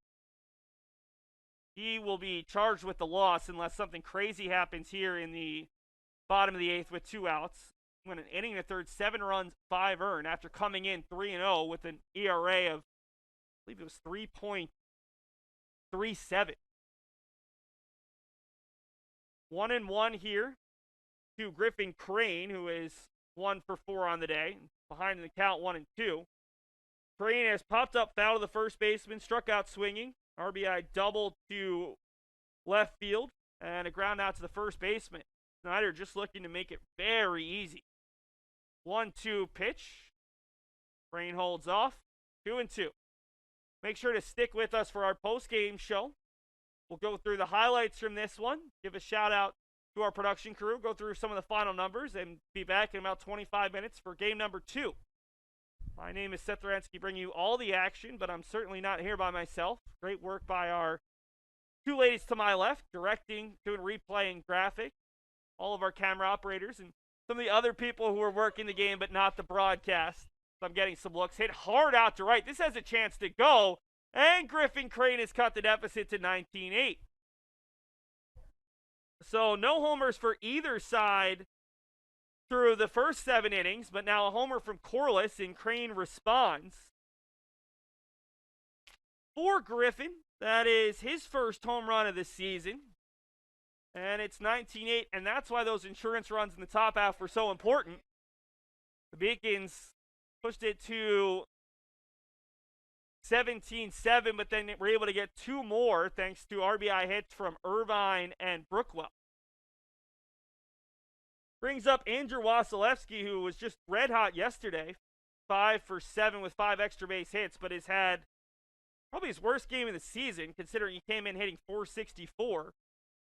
He is 0 for 3, a strikeout swinging, reached on an error, hit by a pitch, and a pop-up to the shortstop. 0-1 to Wasilewski, low, 1-1.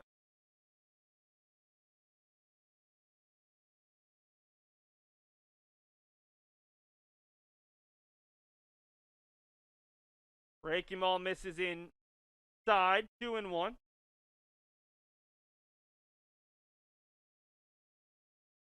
Honestly, if you're Snyder, you obviously don't like giving up a home run, but the big thing is just to throw strikes here. Up by this many runs, you need to keep your team in it.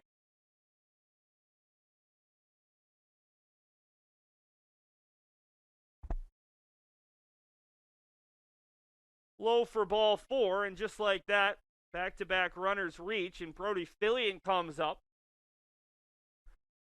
If Plymouth were to score 2 here, we would have to play a 9th inning. I'm being told that is not allowed by the student workers, who unfortunately don't make the rules. Brody Fillion pops it up. This one should stay in foul territory, but in play. Aidan Blake is able to make the play in fair territory, and that will do it. UMass Boston back to 500 at 5-5, 5-5 in conference play. Plymouth State falls to 8-8, 4-6 in the conference. Let's run through the highlights, bring you through the final numbers, and wrap it up for Game 1. We've got Game 2 in just about 25 minutes right here on the Little East Conference Network.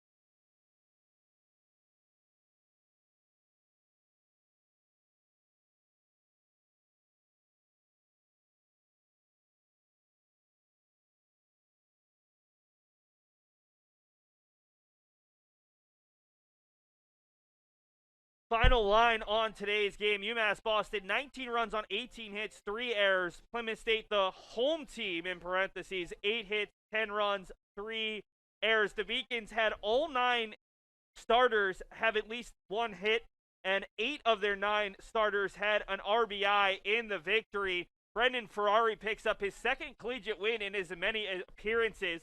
He came on in relief of Tim Cianciola, who pitched well, 7 runs, 1 earned in 3 2/3 innings. Just his defense didn't help him out. Ferrari went an inning and a third scoreless. Alex Amalfi, 2 scoreless innings. Jackson Slander gave up the 1 run, but able to get a work around it. On the opposite side, Ryan Hurlbert falls to 3-1, an inning and a third, 7 runs, 6 earned. He struggled with his control as well. Take a moment to give a shout out to our production crew, doing a great job. My name is Seth Orensky, your producer and play-by-play director. Allie Crawford directing and doing instant replay. Gina Albano on graphics. I'd like to give a shout out to our camera operators, just by their first names. Bree, Addie, Bella, Sage, and Carson doing a great job on the cameras. That'll do it for game number 1.